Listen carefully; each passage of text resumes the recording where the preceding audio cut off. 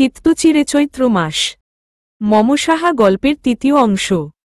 রাতের কালো আকাশে যেন বিরহের ছাপ। তারাদের নিশ্চুপতা রাতকে করেছে আরও গম্ভীর। চিত্রা ছাদের গাছগুলোতে সযত্নে পানি ঢালছে। সচরাচর রাতে গাছে কেউ পানি ঢালে না, কিন্তু মন খারাপ দূর করার জন্য সচরাচরের কাজগুলো থেকে বেরিয়ে অন্যরকম কিছুই করা উচিত। চিলেকোঠার ঘর থেকে বাহার ভাইয়ের গুনগুনিয়ে গাওয়া গানের শব্দ আসছে। চিত্রা দীর্ঘশ্বাস ফেলল। হাসতে খেলতে থাকা জীবনটার কি নিদারুণ পরিবর্তন হয়ে গেল এই এক মাসের মাঝে। সময় বদলাতে সত্যিই সময় লাগে না। শুনলাম তোমার নাকি হক মেরে খাওয়ার সময় ফুরিয়েছে। শক্ত গম্ভীর পুরুষালী কণ্ঠে থমকাল চিত্রা। গম্ভীর কণ্ঠ হলেও কণ্ঠের মাঝে ঠাট্টার সুর। চিত্রা তপ্ত শ্বাস ফেলল, ক্লান্ত কণ্ঠে বলল, বাহার ভাই, ভাঙা মানুষকে আর না ভাঙলেও তো পারেন। আমি ক্লান্ত। চিত্রার কথায় বাহারের তেমন পরিবর্তন দেখা দিল না। তবে উচ্চস্বরে হাসির শব্দ ভেসে এল। চিত্রা সেই শব্দ শুনে হতাশার এক শ্বাস ফেলল। এহেন সময়ে এমন উদ্ভট উচ্চারণ বাহারের থেকেই আশা করা যায়। মানুষটা তো বরাবরই এমন, রাগ করে আর লাভ কি। চিত্রাকে চুপ থাকতে দেখেও হেলদোল দেখাল না বাহার, বরং বেশ স্বাভাবিক কণ্ঠে বলল, বুঝলে মেয়ে, এ জীবনে এত দ্রুত ক্লান্ত হলে চলবে না। তোমার তো সবে বাস্তবতা শুরু। যত্নে গড়া ননির পুতুলের ন্যায় শরীরটাকে এখন বহু ঘাতপ্রতিঘাতের লড়াই চালাতে হবে। তৈরি তো? এসিড তো কেবল হাত পুড়িয়েছিল। বাহাতটা এখন প্রায় অকেজো, কে জানত বাস্তবতা নামক এসিড আমায় পুড়াবে। চিত্রার কথায় চরম বিধ্বস্ততার আভাস। দীর্ঘশ্বাসের হাহাকারে নিস্তব্ধতা ভয়ঙ্কর হল। বাহার ছাদের রেলিংয়ের উপর উঠে বসল। লোকটার কি কোনো ভয়ডর নেই? এমন গাছাড়া ভাব নিয়ে কিভাবে থাকতে পারে মানুষ? তোমার আম্মু কোথায় যেতে পারে বলে মনে হয় তোমার? আমি তো জানি না। বুঝো হওয়ার পর আম্মুকে কোথাও যেতে দেখিনি তার কলেজ ছাড়া। কিভাবে বুঝব বলুন? চিন্তা করো না, ফিরে আসবে সে। আপন মানুষের ভয়ঙ্কর পরিবর্তন দেখার আগেই ফিরুক সে। আমার বড্ড ভয় লাগছে, বাহার ভাই। মানুষের বদল কেমন ভয়ঙ্কর। চিত্রার কথায় বাহার হাসল। স্বচ্ছ চোখের পাতায় দেখা দিল অগাধ জলরাশির আনাগোনা। বাহার ভাইয়ের চোখে এই জলরাশিরা বড্ড বেমানান। বাহার ভাই হল পাহাড়, যে পাহাড় মাথা উঁচু করে বাঁচে, সে পাহাড়ের বিধ্বস্ততা মানায় না। নিচ থেকে দোয়েল ছুটে এলো ছাদে। চিত্রা এবং বাহারের মাঝে তখন নীরবতা। কি যেন ভাবনা ওদের।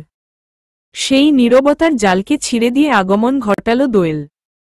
ধীর কণ্ঠে বলল, চিত্রা আপা, বড় চাচি আপনারে নিচে যেতে বলছে।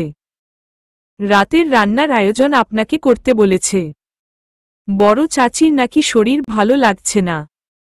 চিত্রা তাজ্জব হয়ে তাকিয়ে রইল দোয়েলের পানে। দোয়েলের বলা কথাটা তার বিশ্বাস হল না। মনে হল সে ভুল শুনেছে হয়তো। যে মেয়ে এক গ্লাস পানি তুলে খায় না, সে কিনা এতগুলো মানুষের রান্না করবে। চিত্রা হতভম্ব অবস্থা দৃষ্টি এড়ায়নি বাহারের। সে পা ঝুলাতে ঝুলাতে বেশ আয়েশি ভঙ্গিতে বলল, মেয়ে তুমি ঠিকই শুনেছ। এত অবাক হচ্ছ যে? এখন তোমার বড় চাচির কোমর ব্যথা বাড়বে, মাথা ব্যথা বাড়বে, শরীরের অসুস্থতা বাড়বে, সাথে বাড়বে তোমার প্রতি তার অদৃশ্য অকারণ হিংস্রতা। সাবধানে থেকো মেয়ে। পৃথিবীতে সকল মানুষই খারাপ। তবে কেউ কেউ প্রশংসা পাওয়ার লোভে, সুযোগের অভাবে তার খারাপ গুণটা দেখাতে পারে না। তোমার বড় চাচি সুযোগ পেয়েছে এখন, এবার খোলস বদলানোর পালা। চিত্রা কেবল শুনে গেল বাহার ভাইয়ের কঠিন থেকে কঠিন সত্যি কথাগুলো। সত্যিই মানুষ তবে খোলস বদলায়। সময়টা সেপ্টেম্বরের মাঝামাঝি। ভ্যাটিকান সিটিতে আজ অবনী বেগমদের শেষ দিন। এই তো একটু পর তারা নিজেদের গন্তব্যে রওনা দিবে। এরপর ভুলে যাবে সে এই ভ্যাটিকান সিটিকে। এই ভিনদেশ অবনী বেগমকে দান করেছে অগাধ বিশ্বাস ভাঙার যন্ত্রণা। এই ভিনদেশকে সে আর মনে করবে, সে আর ফিরে চাইবে না এদিকে। ভুলে যাবে সব, যা আছে মিছে কলরব। ভুলে গিয়ে যদি ভালো থাকা যায় তবে ভুলে যাওয়াই শ্রেয়। এয়ারপোর্টে অপেক্ষারত অবনী। অধীর আগ্রহ তার উড়ে যাবার। এ দেশে আর যে টিকছে না মন।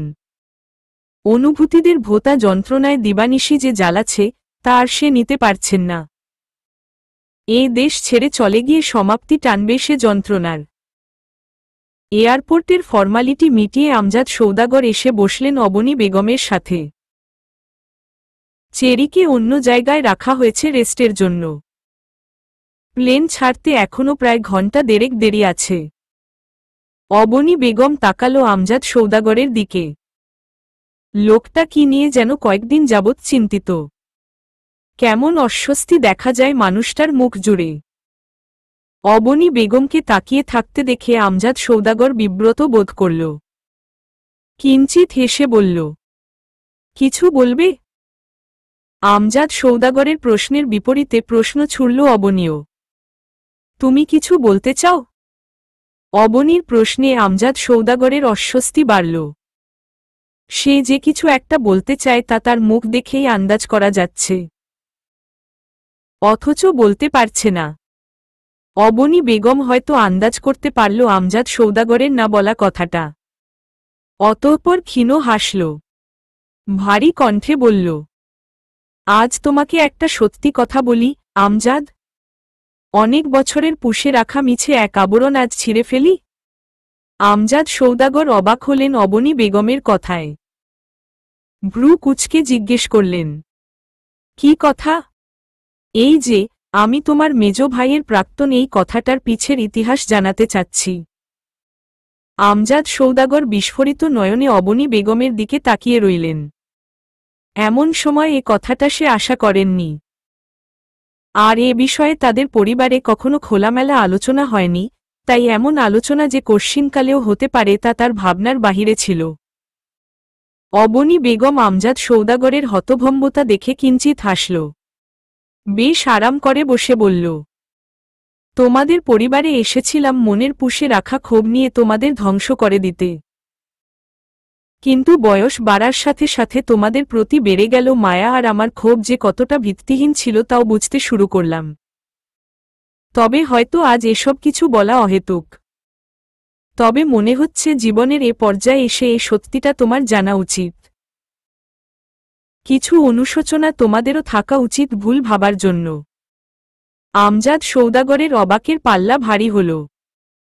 বিস্মিত কণ্ঠে বলল, কি বলতে চাচ্ছ? যা বলতে চাচ্ছি তা শোনার জন্য তুমিও প্রস্তুত হও।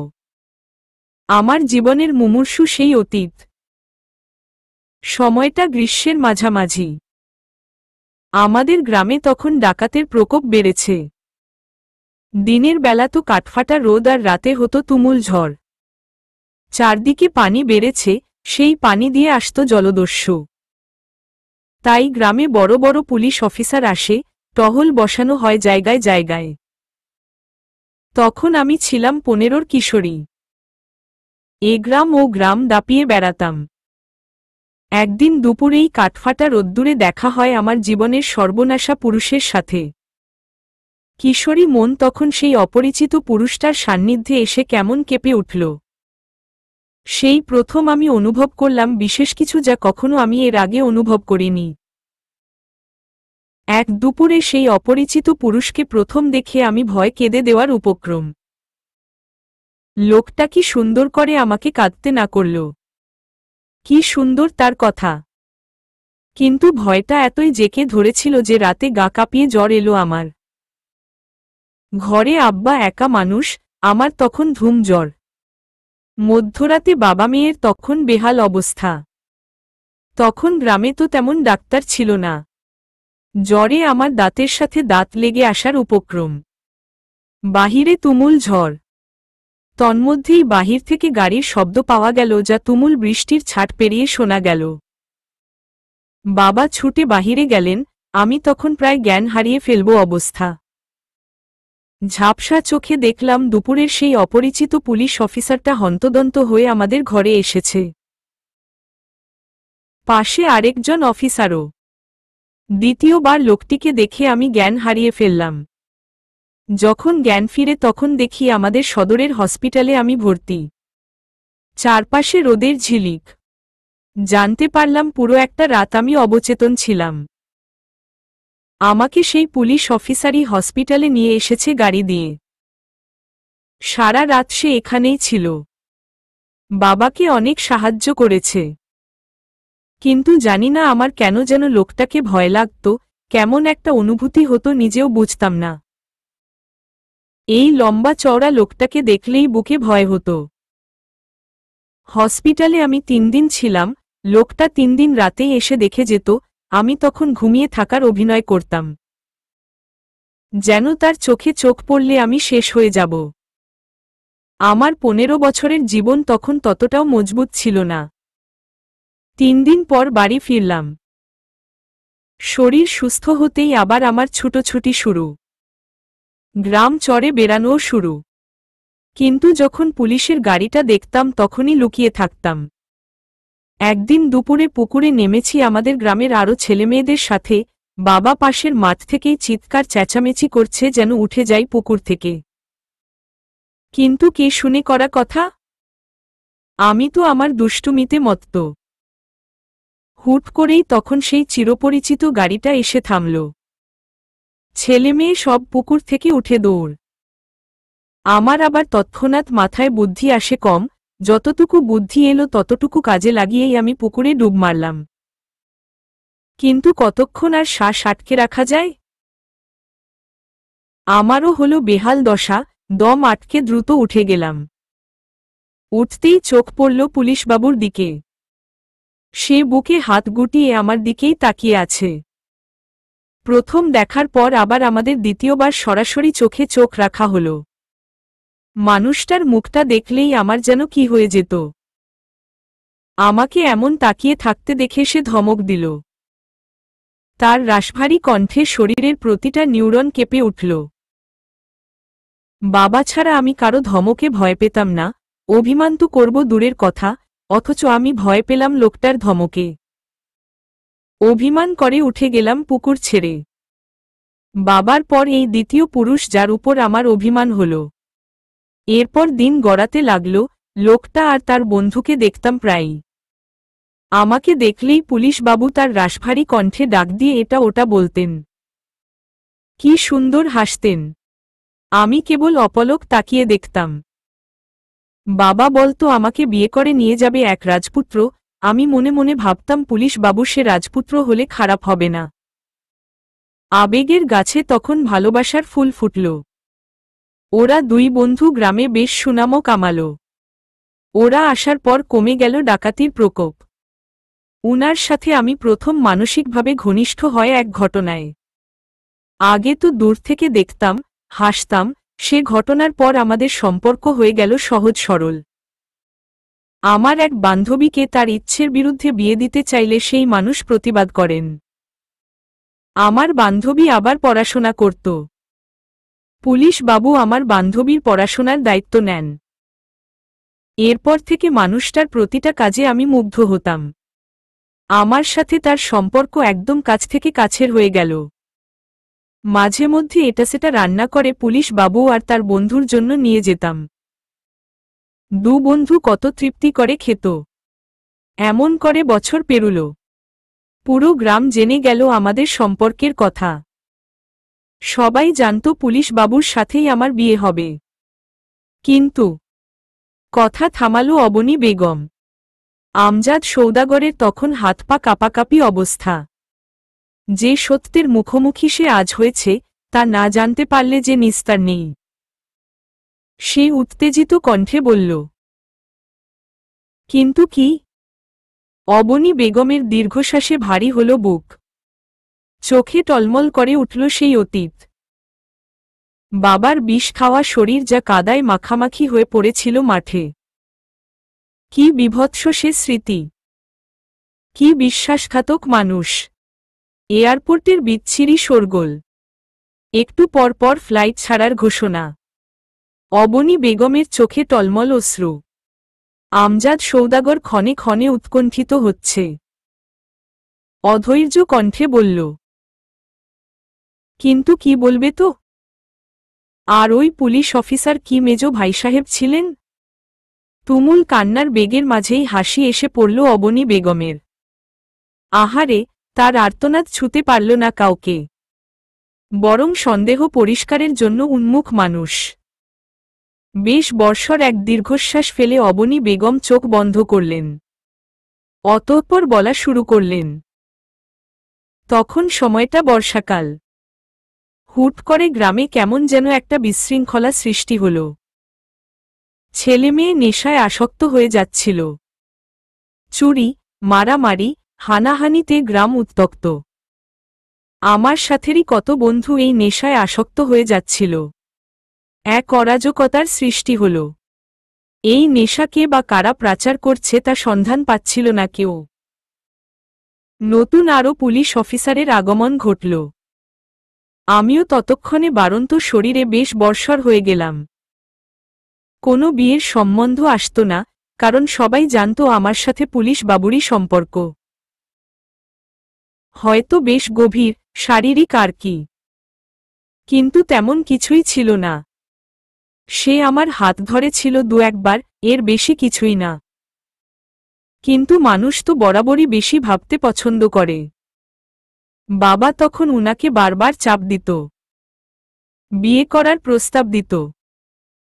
উনি বলতো উনার শহরে গিয়ে পরিবারের সাথে কথা বলে প্রস্তাব নিয়ে আসবে। আমারও হুড়মুড় করে শরীর বাড়ল। কিশোরী থেকে নারীতে পরিবর্তন হচ্ছি। গ্রামের অবস্থা বেহাল থেকে বেহাল হওয়া শুরু করল। রাস্তায় বের হওয়া বিপদ হয়ে গেল। ঘরে সারাদিন পড়ে থাকতাম। দিন গুনতাম, সে বোধহয় আসবে। কিন্তু আশার আলো কেবল হতাশায় পরিণত হল। বর্ষার এক মাঝামাঝি সময়ে হুট করে সে একবারে উধাও হয়ে গেল। তার বন্ধুর কাছে ছুটে গেলাম, খোঁজ দিতে পারল না সে। আমি কেঁদে কেটে একাকার।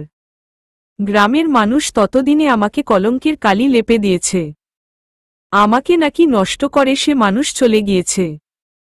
বাবার অবস্থাও করুণ হতে লাগল। আমার হাসিখুশি বাবাটা নীরব হয়ে গেল, আমি কেবল ফ্যাল ফ্যাল করে দেখতাম সে নীরবতা। কাকে জানাবো সেই কষ্টের কথা, তখন আমার কেউ ছিল না। অতঃপর তার বন্ধু আমাদের ভরসা দেয় খুঁজে নিয়ে আসবে জানায়। কতগুলো দিন পেরিয়ে গেল হতাশায়। অতঃপর তার বন্ধু অনেক খোঁজখবর করে জানতে পারল তার পরিবারের সবাইকে নাকি মেরে ফেলা হয়েছে। পুলিশবাবু এরপর থেকেই নিরুদ্দেশ। আমার তখন হাউমাউ করে কান্না, লোকটা গেল কোথায়? আল্লাহর দরজায় তিনবার করে মাথা ঠুকতাম যেন সে ফিরে আসে। অতঃপর বর্ষার শেষের দিকের একদিনের কথা। আমি ভরদুপুরে ঘুমিয়েছিলাম। বাহিরে ঝরঝরে রোদ। গ্রামের এক ছেলে এসে খবর দিল তার দেখা নাকি পাওয়া গেছে। আমার পুলিশ বাবু নাকি ফিরে আসছে। আমি সেই ভরদুপুরে এলোমেলো শরীর নিয়ে ছুটে গেলাম। গ্রামের মাঠে তখন তুমুল ভিড়। থানার সবচেয়ে বড় অফিসারও নাকি এসেছে। কত বড় বড় মানুষ, কত অফিসার। আমি আমার পুলিশ বাবুর দিকে তাকাতেই থমকে গেলাম। শরীরে কালো পোশাক, চেহারা একবারে ভেঙে গেছে। চোখগুলো কেমন ভেতরে চলে গেছে, মুখ ভর্তি চাপদারি। মানুষটাকে মাঠের মাঝখানে একটা গাছে বেঁধে রেখেছে। পরে জানতে পারলাম মানুষটা নাকি দেশদ্রোহী, পরিবার মারা যাওয়ার শোকে সে এই কালো দুনিয়ায় চলে গিয়েছে। সৎ থেকে তো পরিবার হারাতে হয়েছিল, অসৎ হয়েছে তাই। গ্রামের নেশার প্রবেশও সে করিয়েছে। আমি মানতে পারিনি মানুষটার বিধ্বস্ততা। ছুটে যেতে চেয়েছিলাম তার কাছে, কিন্তু আমাকে যেতে দেওয়া হয়নি। মৃত্যুর আগে নাকি সকলের শেষ ইচ্ছে পূরণ করা হয়, কিন্তু মানুষটা আমাকে একবার ছুঁতে চেয়েছিল, সে ইচ্ছেটা ওরা পূরণ করতে দেয়নি। আমি কত কাঁদলাম, হাউমাউ করে কাঁদলাম, আমার কান্না ওদের হৃদয় অবধি পৌঁছায়নি। আমি ভিক্ষে চেয়েছিলাম মানুষটার প্রাণ। বলেছিলাম আমরা অনেক দূর চলে যাব, এ পাপে আর ডুবতে দিব না মানুষটাকে। ওরা শুনেনি। আমার এত যত্নের ভালোবাসা, আহা কি নিদারুণ তার বিধ্বস্ততা। মানুষটাও আমাকে একবার ধরতে চেয়েছিল, কিন্তু তার আগেই তার শরীরে পরপর 6টা গুলি মেরে ছিন্নবিচ্ছিন্ন করে দেওয়া হয়। রক্তে লাল হয় আমার প্রিয় স্বজনবাদীর মাঠ। যে মাঠে মানুষটার হাত ধরে ছুটে বেরিয়েছিলাম, সে মাঠে পড়ে থাকে নির্লিপ্ততাভাবে আমার পুলিশবাবু। যার সুনামে একদিন গ্রাম মুখরিত ছিল, তার লাশ সেদিন দেশদ্রোহীর লাশ হিসেবে গণ্য হয়েছিল। আর তাকে গুলি করেছিল কে জানো? তার প্রাণপ্রিয় বন্ধু, তোমার ভাই নুরুল সৌদাগর। আমায় চোখ ভরে দেখতে দেয়নি আমার পুলিশবাবুকে। ওরা পাষণ্ড। আমি হাউমাউ করে কেঁদেছি। কি ব্যথা নিয়ে চিৎকার করেছি। মৃত্যুর পরও মানুষটা চোখ মেলে যেন অপলক চেয়ে ছিল আমার দিকে। আমি শেষবার ছুতেও পারলাম, দেয়নি ছুতে আমায়। তোমার ভাই সেদিন বন্ধুত্ব ভুলে হয়তো কর্তব্য পালন করেছিল, কিন্তু আমি আজও ভুলিনি সেই ভয়াবহতা। আমার মানুষটার এ দশা আমি আজও ভুলিনি। প্রকৃতি আমার এসবটা নিয়েও ক্ষান্ত হয়নি। যখন আমি গুটিয়ে গেলাম শূন্যতায়, আমার বাবা আমার বিধ্বস্ত অবস্থা সহ্য করতে না পেরে বিষ খেয়ে সেই মাঠেই আত্মহত্যা করে মানুষটা মারা যাওয়ার 3 দিনের মাথায়। সেদিন সন্ধ্যায় তুমুল ঝড়, আব্বা আমার ঘরে নাহি ফিরে। চিন্তায় চিন্তায় আমি মরিয়া। আব্বাটা ছাড়া যে আমার কেউ ছিল এই দুনিয়ায়। অবশেষে পরের দিন সকালে মানুষ খোঁজ দিল আব্বা আমার স্বার্থপর হয়েছে। আমায় এই গোটা দুনিয়ায় একা রেখে চলে গেছে। আমার আব্বা বেইমানি করেছে, আব্বা আমার বিশ্বাসঘাতক। ওরা কেউ কথা রাখল না, কেউ আমার রইল না। ওরা শেষ করে দিয়েছিল আমায়। এই সবটা হারানো যন্ত্রণার রাগ গিয়ে পড়েছিল তোমার ভাইয়ের উপর। সেও তখন ট্রান্সফার হয়ে শহরে চলে এসেছিল। অতঃপর প্রতিহিংসার আগুনে দাউদাউ করে জলে আমিও পা রাখলাম সৌদাগর বাড়ি। এরপর আগুন আজ কেবল মায়া হয়ে রইল। অবনী বেগমের চোখ অশ্রুর ঢেউ। ক্ষণে ক্ষণে কেঁপে উঠছে সে কান্নার দাপটে। আমজাদ সৌদাগরের চোখেও দেখা গেল অশ্রুদের ভিড়। এতটা দুঃখ পুষে রেখে একজন মানুষ তার সাথে এত বছর ঘর করে গেল, অথচ সে টেরই পেল না। বরং মিছে ভ্রম নিয়ে করে ফেলেছে জীবনের চরম ভুল। এই ভুলের মাসুল আদৌও দেওয়া যাবে। তন্মধ্যেই অবনী বেগমের প্লেন ছাড়ার সময় হল। চোখের জল মুছে অবনী বেগম ব্যাগটা কাঁধে চড়িয়ে উঠে দাঁড়াল। আমজাদ সৌদাগর আমতা আমতা করে কেবল ডাক দিল, অবনী। পথিমধ্যে থামিয়ে দিল অবনী বেগম। মুচকি হেসে বলল, তুমি হয়তো আজ যা বলতে চাও তা আমাকে দ্বিতীয়বারের মতন ভেঙে দিবে। প্রথমবার ভেঙে গিয়ে অনেক কষ্টে জোড়া লেগেছি। দ্বিতীয়বার হয়তো আর পারব না।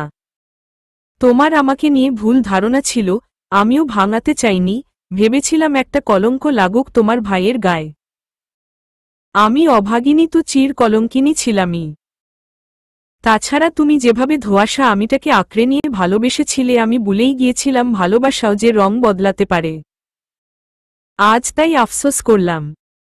তুমিও না হয় একটু আফসোস করো, আমাকে সব খুলে বলতে না পারার আফসোস। আমাকে অনেক ভালোবেসেও কিছুটা কম ভালোবেসেছ, সেই আফসোস। কিছু আফসোস থেকে যাক, অবসাদ জাগবে। আমায় এতদিনে ভুলে গিয়ে খুশি ছিলে, আজ থেকে না হয় প্রতিক্ষণ মনে রাখলে। আমি আজ একটু স্বার্থপর হলাম। কি সুন্দর তোমার মনে আফসোস জাগালাম। ভালো থেকো কেমন। আমজাদ সৌদাগর কেবল তাকিয়ে রইল অবনী বেগমের যাওয়ার পানে। সত্যিই হয়তো সে অনেক ভালোবেসেও কোথাও একটা ভালোবাসতে পারেনি। সত্যি বলতে এক জীবনে হয়তো অনেকটা ভালোবাসা কাউকেই দেওয়া যায় না।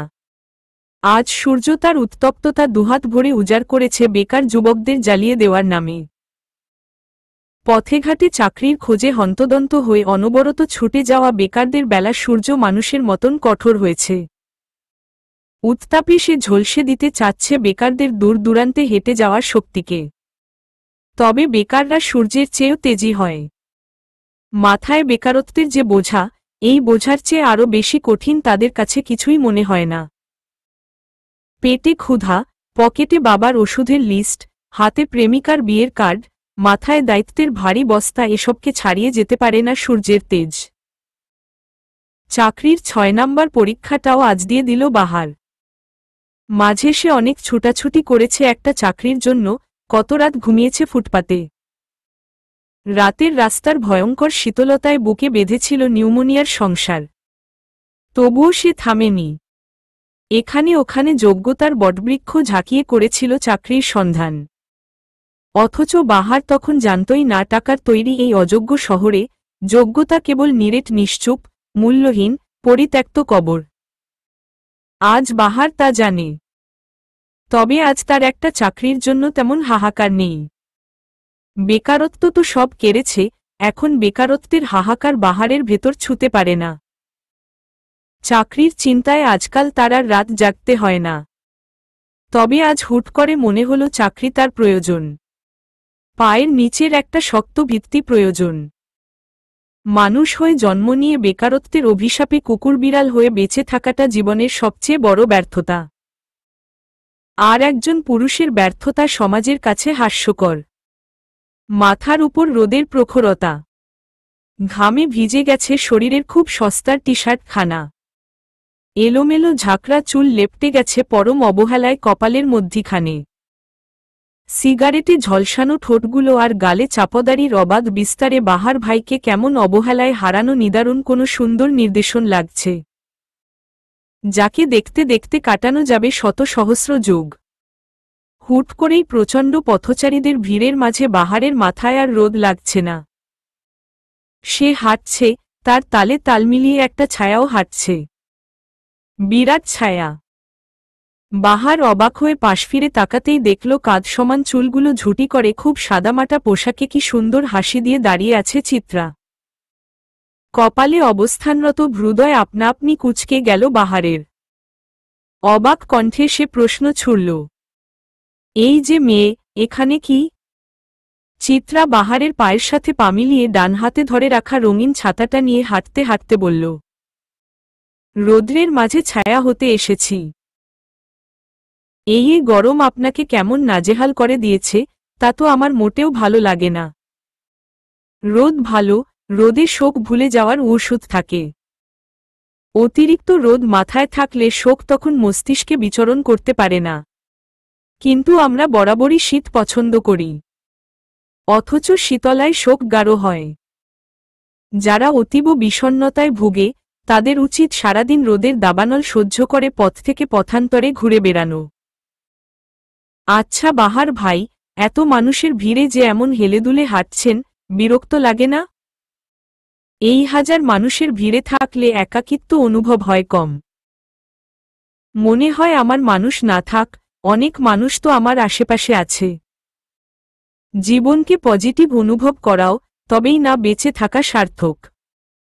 চিত্রা একরাশ মুগ্ধতা নিয়ে তাকিয়ে রইল এই বেকার যুবকটার দিকে।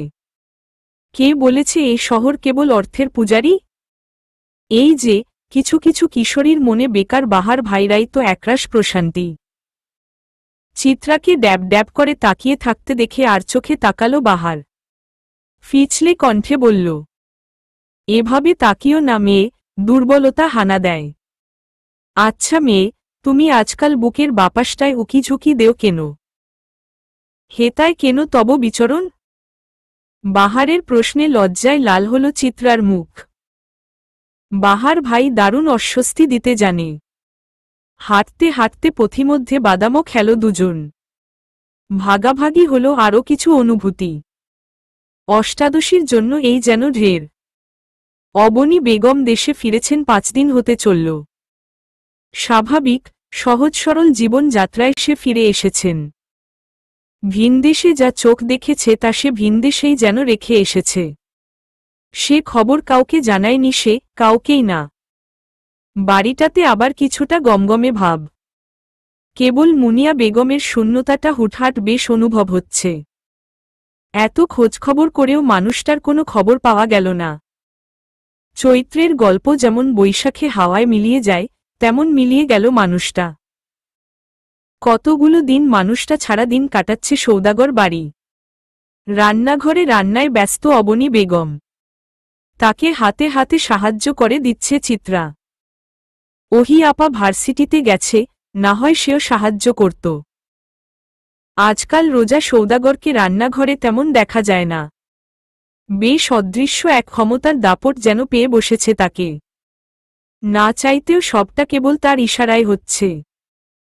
আর এসবের সবচেয়ে ভুক্তভোগী মানুষটা হল চিত্রা। হুট করেই চোখের বালি হয়ে গিয়েছে সে। রান্নাঘরের ভয়াবহ রকমের গরমে ঘেমে নিয়ে একাকার চিত্রা। ছোট মুখটা কেমন শুকিয়ে গেল। মাহীনতার অভাব যেন তার পুরো মুখমণ্ডলে বিস্তার করছে। বাড়ির সবচেয়ে অপ্রয়োজনীয় মানুষ দোয়েলের মায়া লাগল চিত্রার জন্য।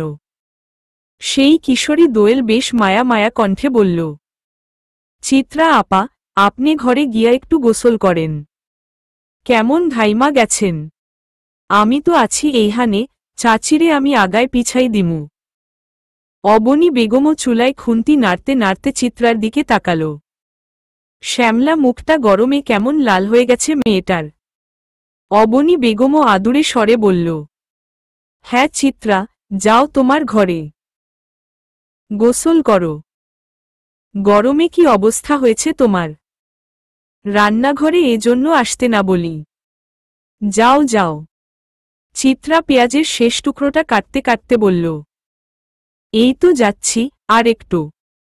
অবনী বেগম আর কিছু না বলে কেবল হতাশার শ্বাস ফেললেন।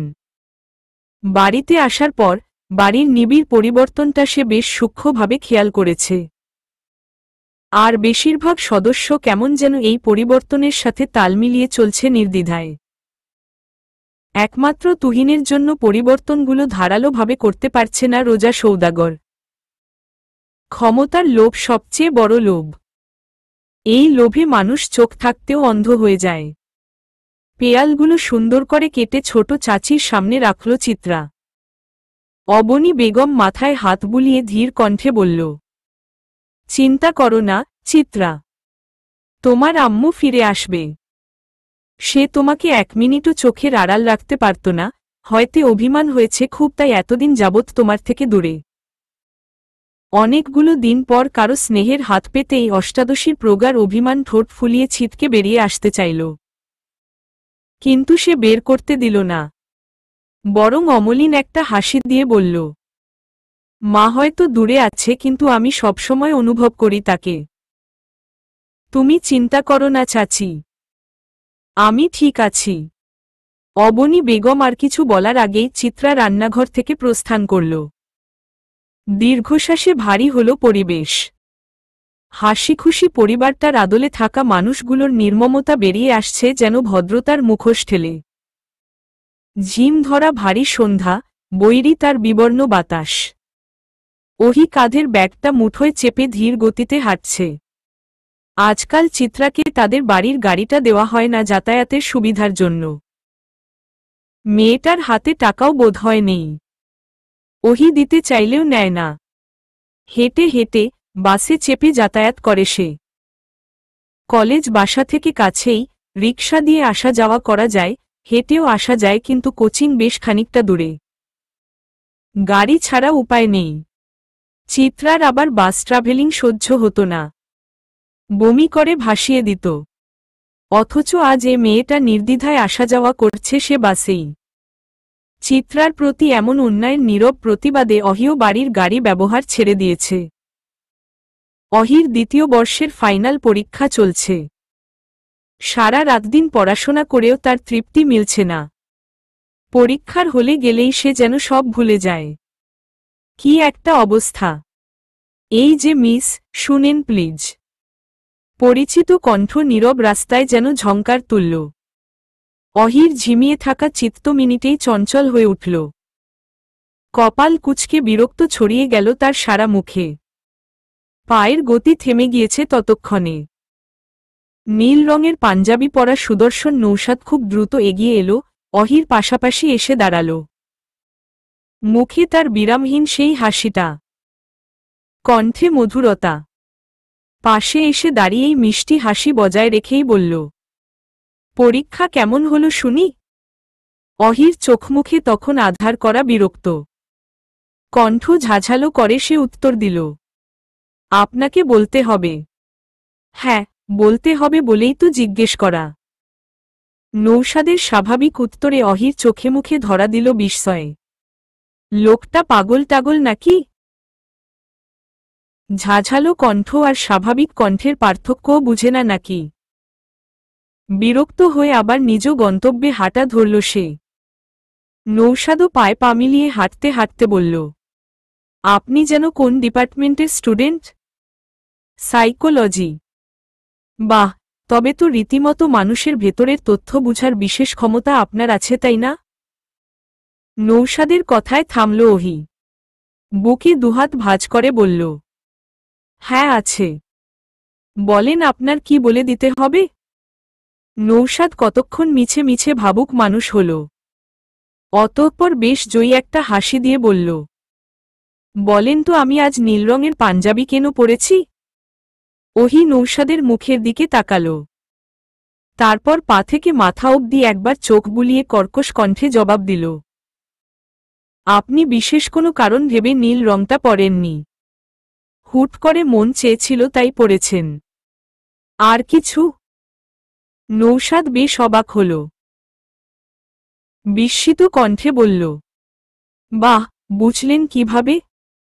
কারণ যখন কেউ শুনে আমরা সাইকোলজি নিয়ে পড়াশোনা করছি তখন তারা আমাদের অভিজ্ঞতা যাচাইয়ের জন্য হুট করেই একটা অহেতুক প্রশ্ন করে, যে প্রশ্নের উত্তর হয়তো বিশেষ কিছু না, অথবা তাদের জানা নেই এমন কিছু। অহির আর চোখে তাকিয়ে উত্তর বলার ভঙ্গিমাটা বেশ উপভোগ করল নৌশাদ। হাসিরা আরও বিস্তৃতি লাভ করল। সে কণ্ঠ খাদে নিয়ে বলল, আমার মায়ের আপনাকে পছন্দ হয়েছে, জানেন? নৌশাদের কথায় হুট করেই হেসে উঠল ওহি। হাসতে হাসতে বলল, আহা, ভর সন্ধে বেলা মিথ্যা বলছেন কেন? নৌশাদ বেশ অবাক হল, তবে কণ্ঠে গো ধরে রেখেই বলল, না সত্যিই এটা। উহুম, মিথ্যে এটা। কিভাবে বুঝলেন? নৌশাদের বিস্মিত অবস্থা দেখে অহির হাসি স্রোত বাড়ল। হাসতে হাসতে সে বলল, সাইকোলজির ক্ষুদ্র ক্ষুদ্র হিসেব আমাদের জানা আছে। আপনি সচরাচর হাত দুলিয়ে কথা বলেন, মানে সত্যি কথাগুলো। অথচ এই কথাটা বলার সময় আপনার দুহাত স্থির ছিল আর চঞ্চল হাসিটা কেমন গুমট ছিল। খুব সম্ভবত আপনার মায়ের আমাকে পছন্দ হয়নি এমন কথা সে আপনাকে জানিয়েছেন, যার দরুন আপনি আমাকে উল্টোটা বলে পরীক্ষা করছিলেন। না হয় এমন একটা কথা আপনার মাথায় এত দ্রুত আসত না। নৌশাদ অবাক চোখে তাকিয়ে রইল কেবল। মেয়েটা দারুণ বুদ্ধিমতী। সত্যিই নৌশাদের মা আজ কথায় কথায় অহির উচ্চতার কথা বলেছে।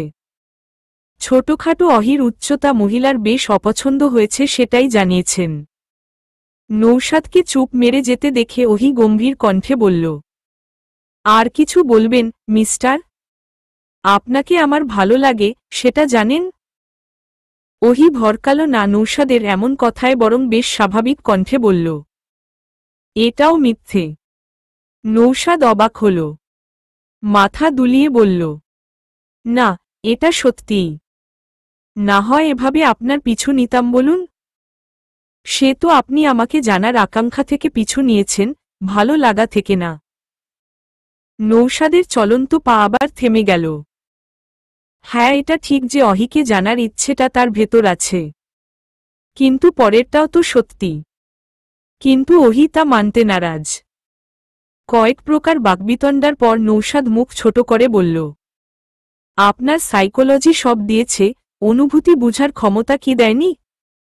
চিত্রা হাসতে হাসতে বলল, আমার সাইকোলজির মতে নৌশাদ সাহেবের অনুভূতি বেশ স্বল্প।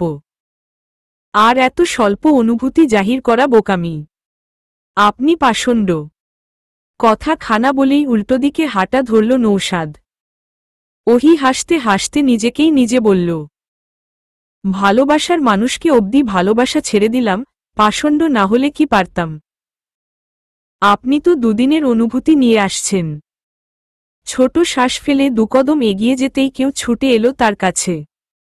ওহি অবাক হয়ে পাশের মানুষটার দিকে তাকাল। ফর্সা নৌশাদ সাহেবের মুখ লাল হয়ে গেছে দৌড়ানোর কারণে। সে বুক ভরে শ্বাস নিচ্ছে, অথচ মুখে আগের হাসিটা।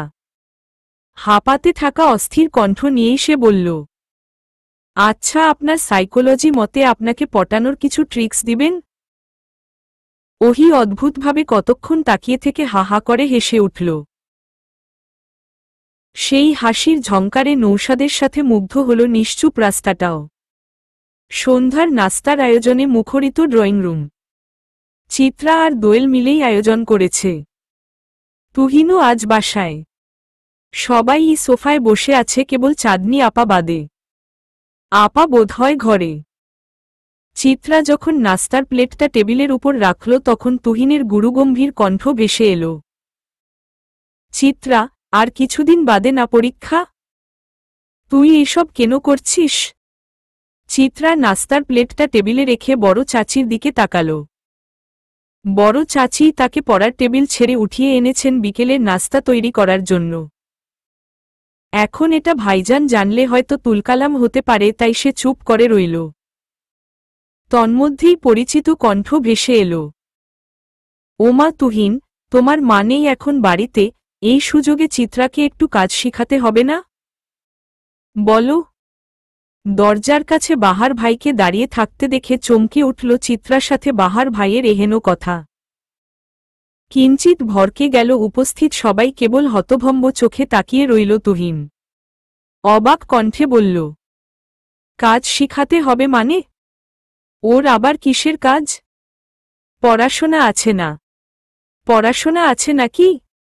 আমি ভেবেছি তোমাদের মা যাওয়ার সাথে সাথে ওর পড়াশোনাটাও নিয়ে গেছে। না হয় মানুষের হুকুমে এমন উঠবস করত। বাহার ভাই সচরাচর আসে না বাড়ির ভেতরে। আজ এসেই এমন অদ্ভুত কথা বলছে যার দরুন অবাক হয়ে তাকিয়ে আছে তুহিন। সে যেন কিছুই বুঝতে পারছে না। একবার বোনের দিকে আরেকবার বাহার ভাইয়ের দিকে তাকাচ্ছে।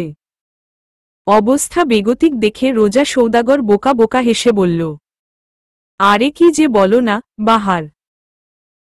তা তুমি এখানে যে বিশেষ কাজে এসেছ? আমি কিয়ে বলি না আন্টি, যা সঠিক তাই বলি। চোখ থাকতে অন্ধ হওয়াটা তোমায় মানায় না তুহিন। তোমার বোন কি করছে না করছে, কে কি করাচ্ছে খোঁজ রাখো। ভাই হয়েছ তো দায়িত্ব কেন অবহেলা করছ? মায়ের হারানোতে ব্যথিত হয়ে বোনের সুখ তো সব উড়িয়ে দিচ্ছ, অথচ মেয়েটা সুখপ্রিয়। বহুদিন পর কেউ চিত্রার হয়ে কথা বলল, এই অনাকাঙ্ক্ষিত আনন্দে চোখে অশ্রু জমল। মাথা নত করে সে লুকিয়ে রাখার চেষ্টা চালাল সে অশ্রু। তুহিন বুদ্ধিমান ছেলে, সে ততক্ষণে বাড়ির ভেতরের পরিবেশের কথা কিছুটা আন্দাজ করে ফেলেছে। চেয়ার ছেড়ে সে উঠে দাঁড়াল। চিত্রার কাছে গিয়ে মাথায় আদুরে হাত বুলিয়ে শক্ত কণ্ঠে বলল, কিরে চিত্রা, তোকে দিয়ে কাজ করাচ্ছে কে? বড় চাচি নাকি ছোট চাচি, নাকি ফুপি? কে বল? চিত্রা ছোট মানুষ, আদুরে ভাব তার শরীরে তো এখনো আছে। সে ভাইজানের বাহু আঁকড়ে কেঁদে দিল। আপন মানুষের পরিবর্তনের নীরব অভিযোগ যেন জানালো ভাইকে। তুহিনের রাগ চড়ে বসল মাথায়। বোনকে এক হাতে ধরে টেবিলের সব খাবারের প্লেট এক এক করে ছুঁড়ে মারল ফ্লোরে। চূর্ণবিচূর্ণ হয়ে ভেঙে গেল সেসব প্লেট। কাচের গ্লাসটা বড় চাচির পায়ের সামনে আছাড় মেরে আঙ্গুল উঁচিয়ে চিৎকার করে বলল, আপনাদের যদি কাজ করতে মন না চায় তবে নতুন কাজের লোক নিন। একজনের জায়গায় দুজন নিন। আপনাদের সাহস কিভাবে হয় আমার বোনের উপর এসব হুকুম তালিম করার? কে আপনি? সাহস কি করে হলো আপনার চাচি? তুহিনের এমন রাগে উপস্থিত সবাই ভীত। কেবল স্থির রইল বাহার। মাঝে মাঝে কিছু কথা সঠিক মানুষের কানে দিতে হয়। বড় চাচিরও ততক্ষণে অপমান আকাশ ছুঁয়েছে। সে দাঁত কিরমির করে বলল, তুহিন, ভদ্রতা ভুলেছ? কাকে কি বলছো তুমি?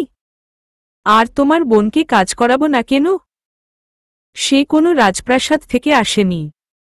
রাজপ্রাসাদের মেয়েরা তো অন্যদের বাড়িতে মানুষ হয় না, তাই না? সামান্য একটা ব্যাপারকে এ মেয়ে কি বিশ্রী করে তুলল? স্বার্থপর মেয়ে। টেবিলের কাচের উপর গ্লাসগুলো ফেলে ভেঙে চুরমার করে ফেলল সব এক নিমিষেই তুহিন। বড় চাচিকে আঙ্গুল উঁচিয়ে বলল, আপনি তো কোনো রাজপ্রাসাদ থেকে আসেননি। আপনার বাপেরও কোনো জমিদারি ছিল না। কন্যার ভার সামলানোর ক্ষমতাও তার ছিল না। বস্তিতে থাকতেন, এক রুমের খুপড়িতে। ভুলে গেছেন অতীত? আবার আমার বোনকে নিয়ে আপনি বাজে কথা বলছেন। পেটে ঘি পড়তেই পান্তা ভাতের কথা ভুলে ক্ষমতা দেখাচ্ছেন। অপমানে গা ঘিন ঘিন করে উঠল রোজা সৌদাগরের। ছেলে মেয়ে দুটোকে কি সে কম ভালোবাসা দিয়েছিল? অথচ আজ কি কথা বলছে তারা। তন্মধ্যেই নুরুল সৌদাগর সশব্দে চর বসালেন ছেলের গালে। এই প্রথম সে তার ছেলের গায়ে হাত তুলল। অফিস থেকে এসে ছেলের এমন রূপ দেখেই মূলত সে হতভম্ব। তুহিনের চোখ তখন ভয়ঙ্কর রকমের লাল। ফর্সা মুখে তখন তুমুল আক্রোশ। চিত্রা ছুটে সিঁড়ি বেয়ে নিজের রুমের দিকে চলে যেতে নিলেই সিঁড়ির সামনে দাঁড়িয়ে থাকা টলমলে চোখের চাঁদনি আপা তার হাত ধরে আটকে দিল। চিত্রা হাত ঝাড়া দিয়ে রুমের ভেতর প্রবেশ করার সময়ই ভারী কিছু পড়ে যাওয়ার শব্দ হল। পিছু ফিরে তাকাতেই চিত্রার চক্ষু চড়কগাছ। বড় আপার শরীরটা নিচের সিঁড়িতে পড়ে আছে। ভারী পেটটা ধরে তার হৃদয়ে বিদারক চিৎকার। রতে রঞ্জিত হল সাদা ফ্লোর। হুড়মুড় করে কেমন অবসাদের বাতাস বয়ে গেল প্রকৃতি নিবিড় করে। হা হুতাশ মাখানো অসুস্থ বাতাস। হাহাকার করা নিস্তব্ধ বাতাস। চিত্রা লোহার গেটটার হাতল ধরে ভেজা চোখে যেন কার পথ চেয়ে রইল। কার ফেরার আশায় যেন উতলা হল তার দেহের ছোট্ট হৃৎপিণ্ড খানি। চিত্রা কেবল ঝাপসা চোখে অপেক্ষা করল কিছু সুখবরের। শরীরে জড়ানো সুতির আকাশী রঙের জামাটায় তখনও রক্তের দাগ।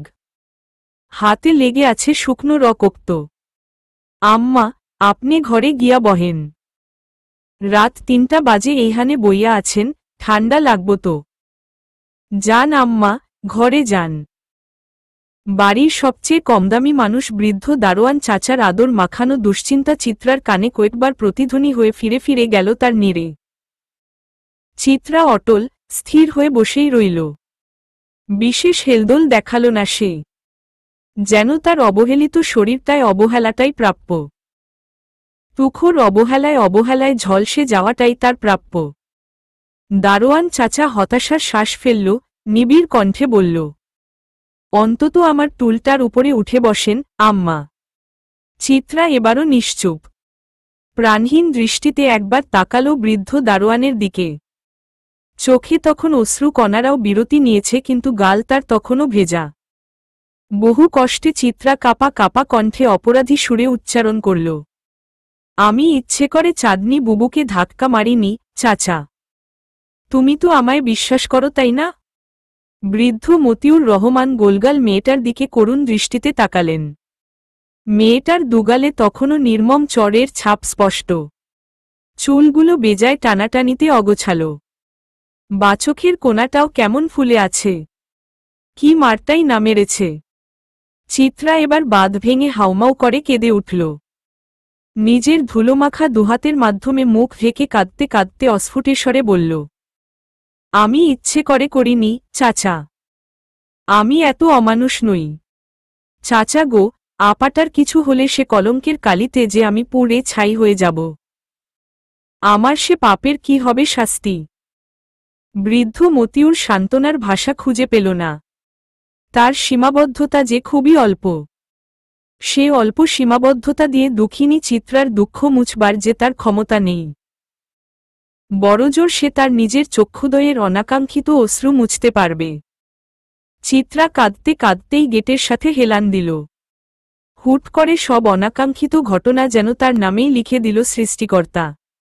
এমন না হলে খুব বেশি কি ক্ষতি হয়ে যেত। চাঁদনি আপার তাকোক্ত শরীরটা সবার প্রথমে সেই ছুঁয়েছিল। তার পিছে পিছে ছুটে এসেছিল দুলাভাইও। বাড়ির প্রত্যেকে ততক্ষণও হতভম্ব। যখন সবার মস্তিষ্কে মিসাইলের চেয়েও দ্রুত বেগে ছুটে গেল এই অঘটনার খবর, পুরো সৌদাগর বাড়ি যেন হুমড়ি খেয়ে পড়ল। কত আহাজারি, চেঁচামেচিতে কেমন ভয়ানক বিষাদপুরীতে রূপান্তরিত হয়েছিল সৌদাগর বাড়ি। যখন নিস্তেজ হওয়া চাঁদনি আপার প্রাণ আশঙ্কায় কলিজের পানি শুকিয়ে আসছিল সবার, তখন রোজা সৌদাগর করলেন আরেক কাজ। চিত্রার চুলের মুঠি টেনে অনবরত 4-5টা চড়-সে বিরতিহীনভাবে বসিয়ে দিলেন চিত্রার কোমল, তুলতুলে গালগুলোতে। সাথে নিম্ন পর্যায়ের ভাষা, যা শোভনীয় না মায়ের মতন চাচির মুখে।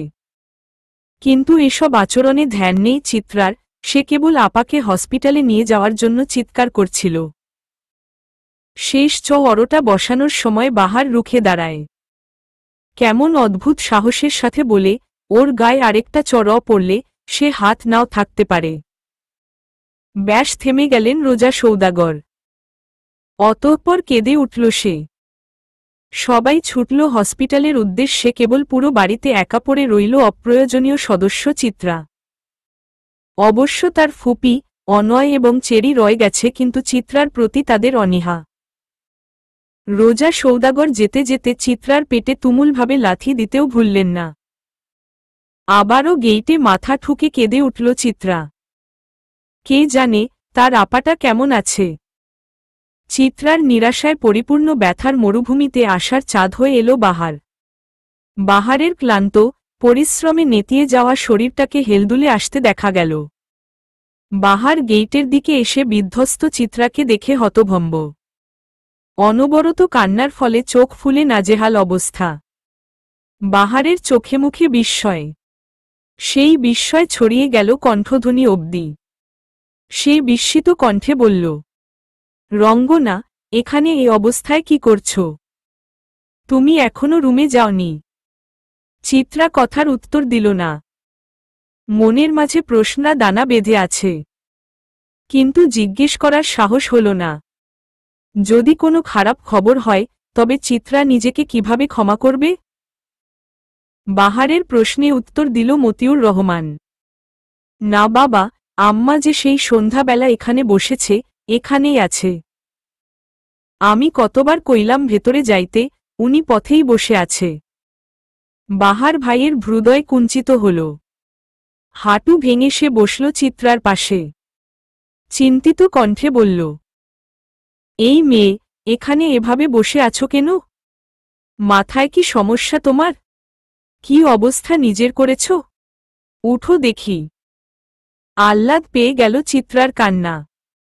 সে বাহার ভাইয়ের ডান হাতটা আঁকড়ে ধরে অপরাধী কণ্ঠে অনবরত বলতে লাগল, আমি ইচ্ছে করে করিনি এমন, বাহার ভাই। আপনি তো আমায় বিশ্বাস করেন তাই না? বাহার চিত্রার মাথায় হাত বুলিয়ে শান্ত কণ্ঠে বলল, আমার বিশ্বাস করার আগে তোমার নিজেকে নিজের বিশ্বাস করা উচিত। তুমি কেন ভয় পাচ্ছ, অপরাধী ভাবছ নিজেকে? কিন্তু তখন আমি আপার হাত ঝাড়া দিয়েছিলাম। এটা তো ঠিক। যা হয়েছে সেটা দুর্ঘটনা, ইচ্ছেকৃত না। এভাবে ভেঙে পড়লে চলবে না। আমাকে কেউ বিশ্বাস করছে না, বাহার ভাই। আমি তো করছি। চোখ বন্ধ করে বিশ্বাস করছি। আমি জানি তুমি কারো বিরাট ক্ষতির কারণ হবে না। চিত্রার তুমুল কান্নায় এই সান্ত্বনার বাণীটুকু প্রয়োজন ছিল। কান্নার ছাটো নিমিষেই কমে এলো। চিত্রা চোখমুখ মুছে উৎকণ্ঠিত হয়ে বলল, আচ্ছা বাহার ভাই, আপা কেমন আছে? আর বাবু? 10 মাস বাবুর জন্য কত অপেক্ষা করলাম, আর শেষ মুহূর্তে এসেই কিনা। কথা বলতে বলতে আবারও চিত্রার আকাশ ভেঙে কান্না এলো। বাহার তৎক্ষণাৎ মুখ চেপে ধরল চিত্রার। আদুরে এক ধমক দিয়ে উঠল। মিছে রাগী রাগী স্বরে বলল, আরেকবার যদি কেঁদেছ, তবে এখনই তোমাকে রাস্তায় ছেড়ে দিয়ে আসব। বাহারের এমন অবিশ্বাস্যকর কথায় কান্নার মাঝেও হেসে দিল চিত্রা।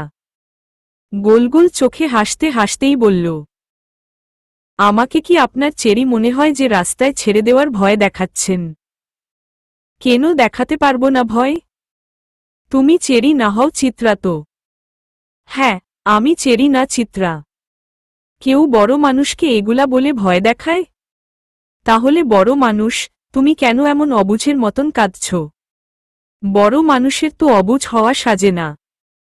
বাহারের কথার জালে যে খুব বাজে ভেবে ফেসে গেছে চিত্রা তা আর বুঝতে বাকি রইল না তার। অতঃপর ছোট একটা শ্বাস ফেলে নিবিড় কণ্ঠে জিজ্ঞেস করল, আপার কি অবস্থা বাহার ভাই? সুস্থ আছে তো? বাহার মাটি থেকে উঠে চিত্রাকে ডান হাত দিয়ে টেনে তুলল। চুলগুলো গুছিয়ে দিতে দিতে বলল, তোমার আপা ঠিক আছেন। এখন রুমে গিয়ে সুন্দর মতন গোসল করে খেয়ে ঘুমাবে কেমন? অগোছালো বাহারের এমন গোছানো যত্নে চিত্রার কান্নারা নির্বাসনে গেল। সে ভদ্র মেয়ের মতন বলল, আচ্ছা। সে ভদ্রমেয়ের মতন কথা রাখল। শরীর ঝাড়া দিয়ে উঠে দাঁড়াল। বাহার তাকে হাত ধরে ঘর অবধি পৌঁছে দিল।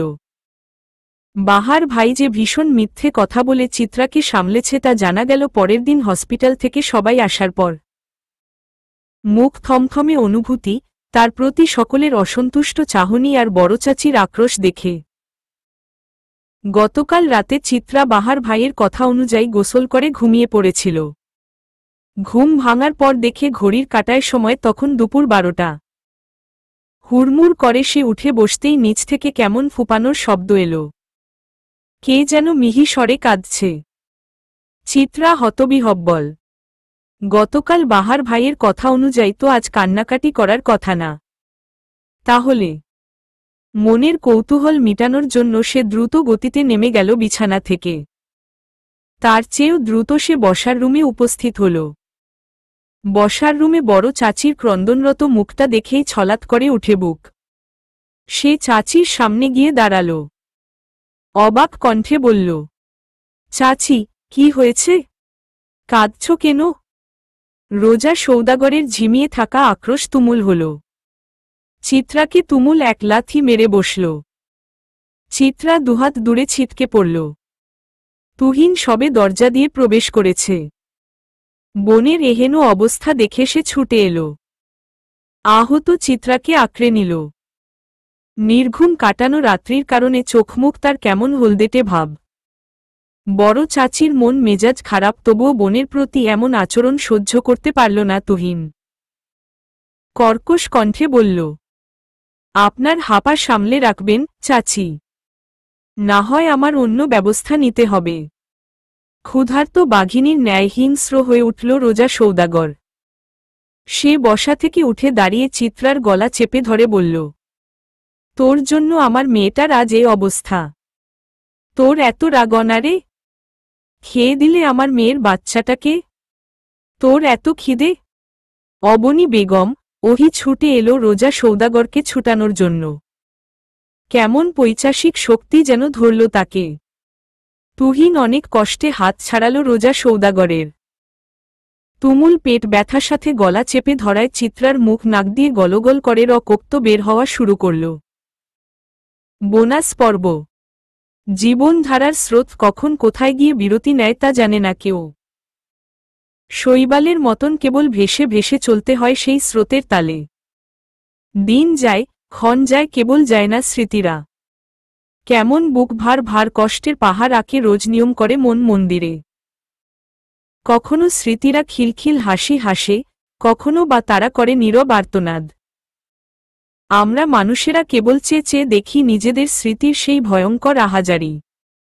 স্মৃতি বদলানোর সাধ্য থাকলে মানুষ সবার আগে নিজের খারাপ স্মৃতি বদলাত। কারণ দিনশেষে স্মৃতিরা ভালো থাকতে দেয় না আমাদের। সেপ্টেম্বরের 29 তারিখ, বৃহস্পতিবার। চিত্রা নিজের বাড়ি ছেড়ে বেরিয়ে আসার আজ 15 দিন হল। কই, একটা সময় যে বাড়িটাকে নিজের পায়ের নিচের ভিত্তি, বেঁচে থাকার অবলম্বন মনে হয়েছিল, আজ সে বাড়িবিহীন তো ভালোই কেটে গেল 15টা দিন। তাহলে আগে কেন মনে হতো সে মানুষগুলো ছাড়া নিজের কোনো অস্তিত্ব নেই? সময় মানুষকে বাঁচতে শেখায়। কখনো অনেক প্রাপ্তির মাঝে বাঁচতে হয়, কখনো বা বাঁচতে হয় তুমুল অপ্রাপ্তিতে। চিত্রারও সেই অপ্রাপ্তির জীবন শুরু হয়তো। অনেক তো হলো প্রাপ্তির ডানা ঝাপটানো। ধানমন্ডি লেকের পাশের বড় রাস্তার কোণ ঘেঁষে যাওয়া গলিটার ভেতরের দিকের রঞ্চটা হলুদ রঙের বাড়িটার দুতলার 2 রুমের নির্জন ফ্ল্যাটটাতে ঠাঁই হয়েছে চিত্রার। নির্বাসন বলা চলে। চাঁদনীর অনাকাঙ্ক্ষিত ক্ষতির শাস্তি স্বরূপ চিত্রার দীর্ঘ নির্বাসন ঘোষণা করা হয়েছে। খারাপ কি? নীরব বেঁচে থাকাটা মৃত্যুর জীবন্ত স্বাদ। চঞ্চল চিত্রাকেও সে স্বাদ নিতে হল প্রিয় মানুষদের কাঠিন্যতায়। প্রকৃতিতে তুমুল ঝড় উঠল। চিত্রা শুয়েছিল খাটে। বারান্দায় ফুলের টব পড়ে যাওয়ার শব্দে তার গম্ভীর ধ্যান নষ্ট হল। চোখে মেলে তাকাতেই দেখে দুপুরের ঠাঠা রোদ শূন্যে মিলিয়ে গেছে। মনে হচ্ছে যেন ভর সন্ধে বেলা এটা। হুট করে প্রকৃতির এমন অসন্তুষ্ট অবস্থা দেখে বারান্দায় ছুটে গেল চিত্রা। বারান্দায় কতগুলো জামাকাপড় শুকাতে দেওয়া হয়েছে, সেগুলোই আনার জন্য এত ব্যস্ততা। জামাকাপড় আলগোছে সরিয়ে আনতেই আকাশ ভেঙে ঝপঝপিয়ে বৃষ্টি নামল ধরার বুকে। চিত্রা ঘরের আলো জ্বালিয়ে দিল। মানুষের সঙ্গ পছন্দ করা চিত্রা আজ নীরবতায় আচ্ছন্ন। ভাগ্যের চাকাটা খুব দ্রুতই ঘুরেছে বোধহয়। বারান্দার দরজা আটকাতে গিয়ে বৃষ্টির ছাট কিছুটা গায়ে লাগল চিত্রার। দরজার সাথে ডান হাতটার একটু জোরে ঘর্ষণ লাগতেই ডান হাতের তালুর উপর পড়া বড় ফোসকাটা গলে গেল। মৃদু স্বরে আহ করে উঠল চিত্রা। একটু আগে ভাতের মার গালতে গিয়েই এই অঘটনটা ঘটেছে। অতিরিক্ত জ্বালায় চোখ টলমল করে উঠল। অথচ চিত্রা ফিক করে হেসে দিল নিজের ব্যথা দেখে। হাসতে হাসতে হাঁটু মুড়ে বসল বারান্দার দরজায় হেলান দিয়ে। ফোসকা পড়া জায়গাটার দিকে তাকিয়ে কেমন যেন ভীষণ রকমের আহাজারি করা সুর অথচ তাচ্ছিল্য নিয়ে বলল, তোর আজও ব্যথা লাগে চিত্রা? ব্যথারা তবে এত আঘাত পাওয়ার পরও মরেনি। নিজের করা প্রশ্নের ধ্বনি কানে বাজতেই হাউমাউ করে কেঁদে উঠল সে। যখন বাড়ি ছাড়ল তখনও তো এমনই বৃষ্টি ছিল, তাই না? এমন তাণ্ডবিত চলেছিল প্রকৃতিতে। এমন ধ্বংসই তো হয়েছিল চিত্রার নরম কোমল হৃদয়টা, তাই না? চোখ বুঝে চিত্রা। চোখের পাতায় ভেসে উঠে সেদিন তার রক্তাক্ত মুখের দৃশ্যটা।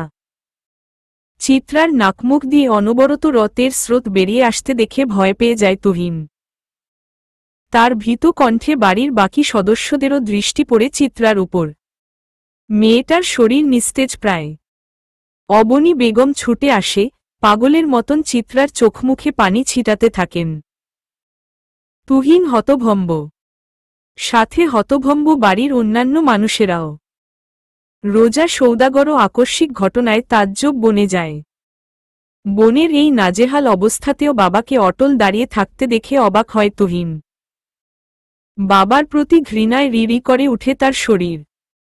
চিত্রা ততক্ষণে প্রায় বেহুশ অবস্থা। তুহিন বোনের হেলে যাওয়া শরীরটা দুহাতে আঁকড়ে ধরে বাবার দিকে প্রশ্ন ছুড়ে, আপনি সত্যিই মানুষ তো আব্বু? নুরুল সৌদাগর তেমন উৎকণ্ঠা দেখালেন না, বরং বেশ ধীরে বললেন, ওকে ঘরে নিয়ে যাও, ডাক্তারকে কল করো। তুহিন তাচ্ছিল্য করে উঠে। জীবনের প্রথম তার কোনো মানুষকে ঘৃণা হল। সে মুখ ঝামটি মেরে বাবাকে বলল, আপনার সেটা না ভাবলেও হবে আব্বু। আমার বোন তো সামলে নিব না হয় আমি। আপনি বরং আপনার সংসার সামলান। তুহিনের কথায় এবার একটু চিন্তার ভাঁজ পড়ল নুরুল সৌদাগরের মুখে। কিঞ্চিত অবাক হয়ে বলল, তুমি ব্যবস্থা করবে মানে? যে মেয়েটা আপনাদের চক্ষুশূল, সে না হয় আর আপনাদের চোখের সামনে না রইল? তুহিনের এমন পরিস্থিতিতে এমন কথা হয়তো আশা করিনি কেউ। তাই তো ফুপি ধমকে উঠে বলল, তুহিন, কি বলছিস বাবু তুই? মেয়েটার এই অবস্থাতেও এসব বলা লাগে? আপাতত কোনো ব্যবস্থা কর ওর। খারাপ কিছু হয়ে গেলে পরে। ভালোই তো হবে ফুপি। আপনাদের ঘরে থাকার চেয়ে আমার মনে হয় ওর মরে যাওয়াটা ওর জন্য সুখের, তাই না চিত্রার বড় চাচিমা? বাহারের হুট করে আগমন এবং এমন অপ্রাসঙ্গিক কথায় সবার মুখটা ছোট হয়ে এলো। নুরুল সৌদাগর ধমক দিলেন বাহারকে। আঙ্গুল উঁচিয়ে বললেন, তোমাকে কেউ আমার মেয়ের ব্যাপারে বা আমার সংসারের ব্যাপারে কথা বলতে বলেছে? আপনার মেয়ে?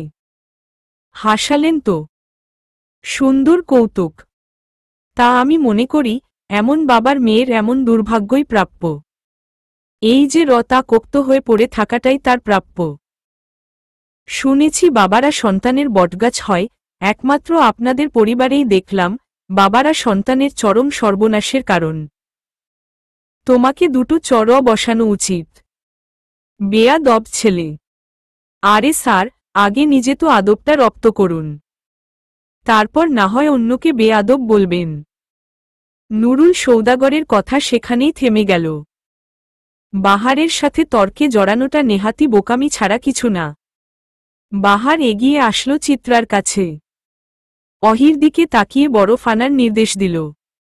ওহি তৎক্ষণাৎ বরফ নিয়ে চলে এলো। চিত্রার নাকের কাছটাকে কিছুক্ষণ বরফ ধরে রাখতেই বন্ধ হয়ে গেল রতের স্রোত।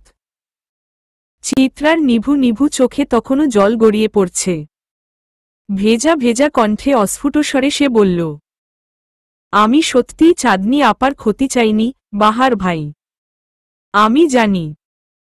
বাহারের ছোট্ট উত্তরটার পরে জ্ঞান হারালো চিত্রা। মেয়েটার বেহাল অবস্থা দেখে বুক কাঁপল বাহারের।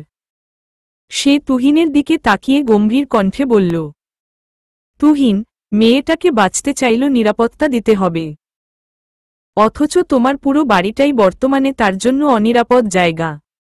যা করবে ভেবে করো। বাহারের ইঙ্গিতে কথাবার্তা হয়তো তুহিন ঠিক বুঝল। বোনের মাথাটা চেপে ধরে বড়চাচির হতভম্ব মুখটার দিকে তাকিয়ে শক্ত কণ্ঠে জিজ্ঞেস করল, আপনি কি চান? আমি তোমাদের ভালোবাসি। তার চেয়ে বেশি ভালোবাসি আমি আমার সন্তানদের। চিত্রাকে সামনে দেখলেই আমার সন্তানের সর্বনাশের কথা মাথায় চলে আসে। বাকিটা তোমরা জানো। চাচির উত্তর শোনার পর তুহিন বাবার মুখের দিকে তাকাল। তার এতটুকু বিশ্বাস ছিল বাবা হয়তো এবার কিছু বলবে, কিন্তু তাকে ভুল প্রমাণ করে দিয়ে বাবা কিছুই বললেন না আশানুরূপ। বরং নিবিড় কণ্ঠে বললেন, ভাবি আমাদের সংসারের কর্ত্রী, তার কথাই শেষ কথা। অতঃপর তুহিন আর কারো পিছুডাক শুনল না। বোনকে নিয়ে এক কাপড়েই বেরিয়ে গেল। ছোট চাচি, ফুপি, ওহি সবাই পিছু ডাকল, কেবল যার ডাকার কথা ছিল সেই মানুষটাই নীরব রইল। সৌদাগর বাড়ির বহু পুরনো ভিত্তিটা কেঁপে উঠল। ভাঙ্গনের সুরে ইটপাথরগুলোও যেন কেঁপে উঠল। এই বাড়িটাকে একসূত্রে বেঁধে রাখার জন্য যেই নারী জীবনের সবচেয়ে বড় ত্যাগ করেছিল, আজ সেই নারীর হাত ধরে ভাঙন শুরু। হঠাৎ বজ্রপাতে কেঁপে উঠল চিত্রা। শরীরও প্রায় কিছুটা ভিজে গিয়েছে। চোখের কোণে সরল গতিতে বেয়ে পড়ল অশ্রুর রেখা। কেমন ছাড় খাড় করা দুপুর এটা, কেমন নিস্তব্ধ করা বেলা। বৃষ্টির শব্দকে ছাপিয়ে চিত্রার ডাক ভেসে এলো যেন ভয়াবহ বাতাস ভেদ করে। চিত্রা মনে মনে ভাবল হয়তো ভুল শুনেছে। পরপর আবারও ডাক ভেসে এলো।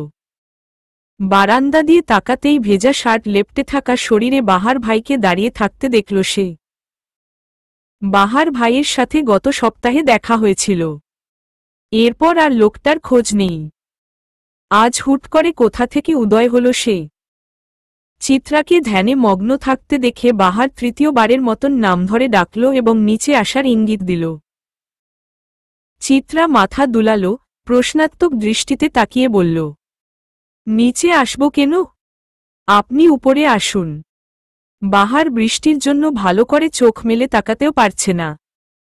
তবুও বারান্দার জানালা দিয়ে বেরিয়ে আসা চিত্রার মুখমণ্ডলের দিকে তাকিয়ে বলল, তাড়াতাড়ি আসলে আসো, না হয় বসে থাকো। এত কৈফিয়ত দিতে পারছি না। চিত্রা অধৈর্য হয়ে বলল, দাঁড়ান দাঁড়ান, আসছি। বাহারের মাথায় দুষ্টবুদ্ধি চাপল। সে মিটমিটিয়ে হেসে বলল, তাড়াতাড়ি আসো মেয়ে। বৃষ্টি যে আমাকে ভিজিয়ে নাজেহাল করে দিচ্ছে, অথচ আমার ভেজার কথা ছিল তোমার প্রেম বৃষ্টিতে। এমন খোলামেলা অস্ফুটে বাহারের লাগামহীন কথাতে তাজ্জব বনে গেল চিত্রা। সে দ্রুত মাথা ভিতরে ঢুকিয়ে ফেলল। লজ্জায় খানিকটা সময় চুপ ছিল। অতঃপর ফ্ল্যাটের দরজা আটকে ছুটে গেল নিচে। তুমুল বৃষ্টিতে ভিজে, শীতে জুবুথুবু চিত্রার শরীর। হাঁটতে হাঁটতে চলে এসেছে অনেকটা দূর। বাহার ভাইয়ের নাকি আজ ভেজা শহর দেখার শখ জেগেছে। সেই শখ পূরণ করতেই তার ছুটে আসা। চিত্রাকে শীতে কাঁপতে দেখে আর চোখে তাকালো বাহার। ঠাট্টার স্বরে বলল, অত কাঁপাকাঁপি করে লাভ নেই মেয়ে, টিভির হিরোদের মতন গায়ের জামা খুলে দিতে পারব না। আমারও তো লজ্জাটজা আছে নাকি? বাহারের কথায় গোলগোল চোখ করে তাকিয়ে রইল চিত্রা। ভাষাহারা তার কণ্ঠ। বিস্মিত কণ্ঠে সে বলল, বাহার ভাই, আজ কথার লাগাম ছেড়েছেন নাকি? না না, ছাড়িনি। কেবল বৃষ্টির পানিতে ধুয়ে গেছে বেড়িবাঁধ। ও তুমি চিন্তা করো না, বৃষ্টি চলে গেলে অনুভূতিরাও আবার লুকিয়ে যাবে। বাহার ভাই জানেন, আপনি আমার বিশাল পূর্ণতা, অথচ আমি মানুষটা গোটা এক শূন্যতা। আপনিও কি তবে আমায় ছেড়ে যাবেন? ছাড়তে যদি হয়, তাই তো ধরতে করছি ভয়। আপনি আমার বৃষ্টির দিনে এক কাপ চা, তুমি আমার বৃষ্টির দিনে গরম গরম খিচুড়ির মাঝে তেলতেলে ইলিশ মাছ ভাজা। মিষ্টি মিষ্টি কথাকে শেষ মুহূর্তে এসে ঠাট্টায় উড়িয়ে দিল বাহার ভাই। আবার নিজেই হা হা করে হেসে দিল। চিত্রা প্রথমে হতভম্ব হয়ে গেলেও পরক্ষণেই সেও হেসে দিল বাঁধন ছাড়া হাসি। ভেজা রাস্তায় তুমুল বর্ষণে পৃথিবীর সবচেয়ে সুন্দরতম দৃশ্য বোধ হয় এটা। দুজন মানুষ দুজনের দিক থেকে তুমুল ভেঙে যাওয়া, অথচ দুজনই দুজনের সান্নিধ্যে চরম সুখী। অপ্রাপ্তির মাঝে সবাই হাসতে জানে না, সবাই হাসাতে জানে না, যারা জানে তারা প্রত্যেকে এক একজন দারুণ মানুষ। ভেজা শরীরে গরম গরম খিচুড়ির সাথে ইলিশ মাছ ভাজা দিয়ে পেট পুড়ে খেয়ে নিল দুজনেই। চিত্রা মাছ বাছতে পারে না বলে খুব যত্নে সে কাজটা করে দিল বাহার ভাই। ভাবা যায়, একজন অগোছালো মানুষ কোনো একটা মানুষের কাছে এসে নিপাট ভালো মানুষ হয়ে যায়। ভালোবাসা সব পারে, তাই তো ভালোবাসা সুন্দর। খিচুড়ি খেয়ে বেরুতেই চিত্রাকে থামিয়ে দিল বাহার। চিত্রা অবাক হল, অবাক কণ্ঠে বলল, বাসায় যাবেন না? অনেকক্ষণ তো হল। বাহার হাসল, মিষ্টি কণ্ঠে বলল, তোমার জন্য একটা সারপ্রাইজ আছে। কি সারপ্রাইজ? বাহার চিত্রাকে ইশারা করল পিছে তাকাতে। তখনও প্রকৃতিতে বর্ষণ অবস্থানরত। চিত্রা পিছু ফিরেই বৃষ্টির মাঝে ঝাপসা ঝাপসাভাবে মানুষটার মুখ দেখতেই অবাক হয়ে গেল। অবিশ্বাস্য দৃষ্টিতে একবার বাহার ভাইয়ের দিকে তাকিয়ে ছুটে গেল তার সামনে দাঁড়িয়ে থাকা মানুষটার দিকে। নিঃসংকোচে জড়িয়ে ধরল সে মানুষটাকে। চোখের মাঝে তখন তুমুল খুশির অশ্রুরা। শক্ত করে মানুষটাকে জাপটে ধরে ক্রন্দনরত সুরে সে বলল, তোমার মতন কেউ আমাকে ভালোবাসতে পারেনি। ওরা আমায় ভালোবাসেনি। মায়ের বুকের মাঝে যত্নে লেপ্টে থাকা চিত্রার লতার মতন দেহখানি, চোখো অশ্রুদের সমাহার, কণ্ঠে অভিযোগের তুমুল মিছিল। মুনিয়া বেগম হাসলেন, মেয়ের মাথায় হাত বুলিয়ে বললেন, কে বলেছিস শুনতে পাইনি, আবার বল। ওরা আমায় ভালোবাসেনি আম্মু। তোমার মতন কেউ ভালোবাসতে পারে না। ভালোবাসবে কি করে? সবাই তো আর মা না। চিত্রা মায়ের বুক থেকে মুখ তুলে মায়ের দিকে তাকাল, যেন কত সহস্র বছর পর দেখতে পেল মায়ের মুখখানা। কি ভীষণ মিষ্টি। বাহার তখনও পকেটে হাত গুজে দাঁড়িয়ে আছে, মুখে লেপটানো মিষ্টি হাসি। চিত্রা মায়ের দিকে তাকিয়ে আদুরে স্বরে বলল, তুমি কেন গেলে আম্মু? তুমি যাওয়ার সাথে সাথে সুখগুলোও তো আমায় ছেড়েছে। কিছু কিছু ক্ষেত্রে মানুষ হারানো উত্তম, মানুষ হারালে বাস্তবতা বুঝা যায়। তাই গিয়েছিলাম। তোমার বাহার ভাইকে তো রেখে গিয়েছিলাম, যেন তোমায় আগলে রাখে তুহিন ভাইজান সহ। কিন্তু ভাবিনি তোমার বাস্তবতা এতটা নিষ্ঠুর। বাহার ভাই জানত তুমি কোথায়। চিত্রার চোখে মুখে তুমুল বিস্ময়। মুনিয়া বেগম মাথা নাড়ালেন, কোমল কণ্ঠে বললেন, হ্যাঁ জানত। আমি প্রশিক্ষণের জন্য চট্টগ্রাম গিয়েছিলাম, কাউকে বলে যাইনি, কেবল তোমার মাথার ভূত ছাড়ানোর জন্য। কে জানত সুখও তোমায় ছেড়ে যাবে। শেষের কথাটায় দীর্ঘশ্বাসের ছোঁয়া। চিত্রা বাহার ভাইয়ের দিকে তাকাল। অভিমানিনী রক্ষীদ্বয়ের ভাষা যেন বুঝল বাহার ভাই, তাই তো দুকম এগিয়ে এলো, চিত্রার সামনাসামনি দাঁড়িয়ে ছোট্ট কণ্ঠে বলল, আন্টিকে বুদ্ধিটা দেওয়ার জন্য আমি কোনো রকমের গিল্টি ফিল করছি না। তোমার বিয়ের স্বাদ ছাড়ানোর জন্যই বুদ্ধি। চিত্রা মুখ ভেঙচি দিল। বাহার হাসতে হাসতে ফিসফিস করে বলল, চিন্তা কিসের মেয়ে? মনে রেখো, আমি তোমায় আলো দেব সূর্য ডোবার পরেও। চিত্রা তৃপ্তির শ্বাস ফেলল। বাহার তাদের রিকশায় উঠিয়ে পাঠিয়ে দিল গন্তব্যে।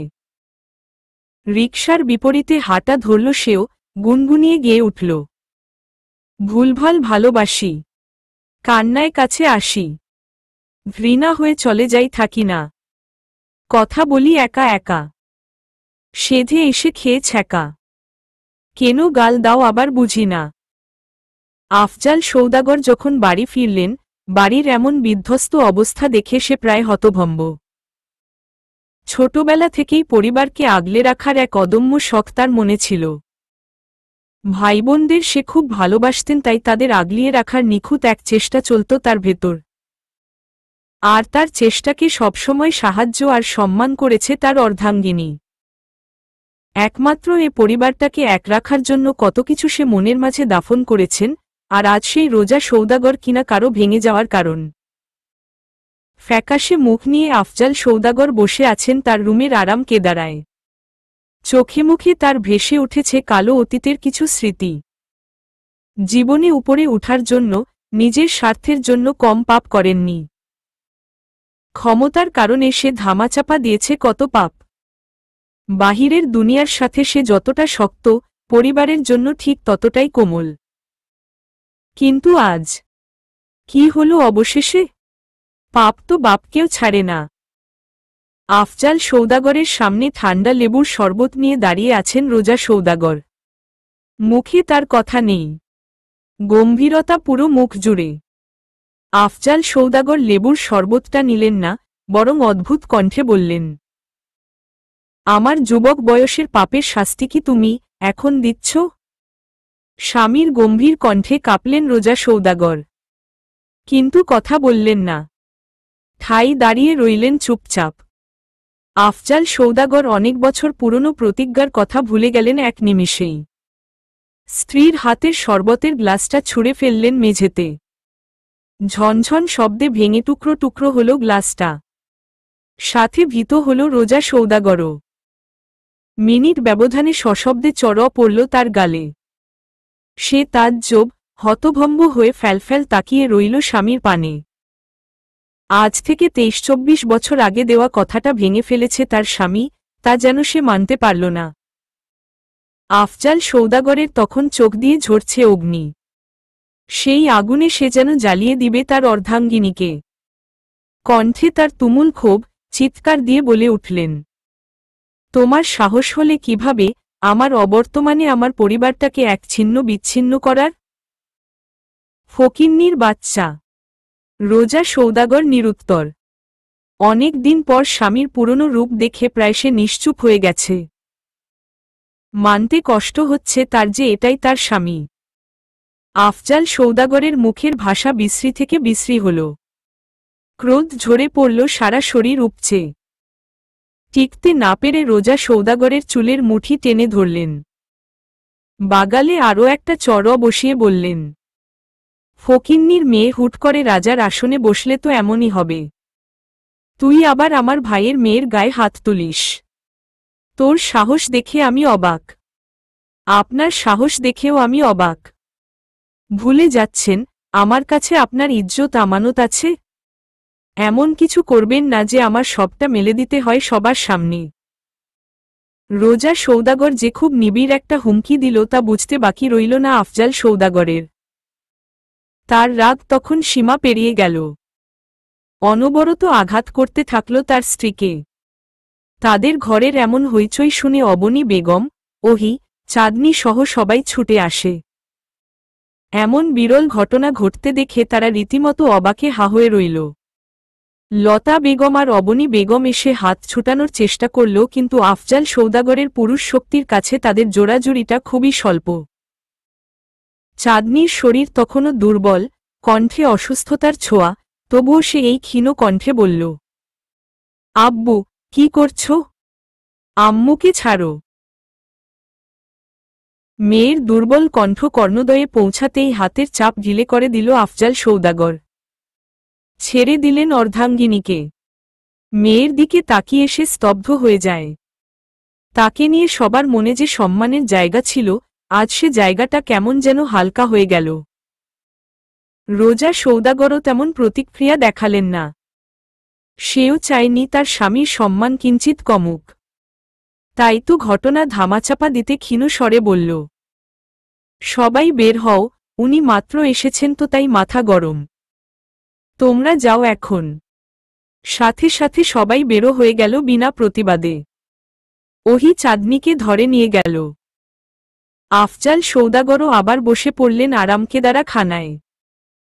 সে তার জীবনে ভাই, ভাইদের ছেলে মেয়ে, বোন, বোনের ছেলেকে অনেক বেশিই ভালোবেসেছে।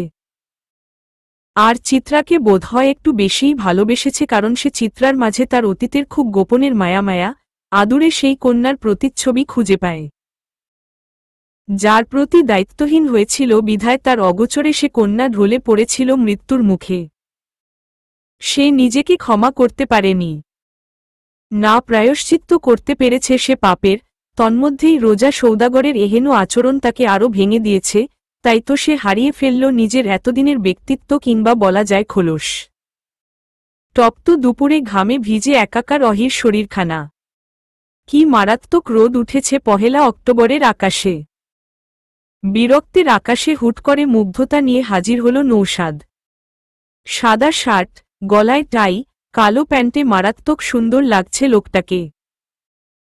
ওহি যখন নৌসাদের এমন রূপ দেখল, সে বেশ অবাক হয়েই তাকিয়ে রইল নৌসাদের পানে। অহিকে দেখেই হাসি খুশি নৌসাদ হেলেদুলে চলে এলো অহির পাশে। মিষ্টি একটা হাসি উপহার দিয়ে বলল, কি হে মিস, আজ রোদ বোধহয় আপনাকে বেশিই উত্তক্ত করেছে। ওহি ওড়না দিয়ে কপালের ঘামটুকু মুছল, বিরক্তের স্বরে বলল, হ্যাঁ বেশিই উত্তক্ত করেছে, আর এখন আপনি নিশ্চিত তার চেয়েও বেশি করবেন। নৌসাদ হেসে দিলেন। মাথার পেছনে চুলগুলোতে হাত বুলিয়ে বললেন, তা আপনি মিছে বলেননি। হুট করে আপনার কথা মনে হল, তাই চলে এলাম উত্তক্ত করতে। আপনি নাকি কাজ করেন? তা সারাদিন মেয়েদের পিছনে ঘোরা ছাড়া তো কোনো কাজ আপনার নেই দেখছি। মেয়ের পিছনে ঘুরি ঠিক, তবে মেয়েদের পিছে না। আর এখন লাঞ্চ ব্রেক চলছে মিস।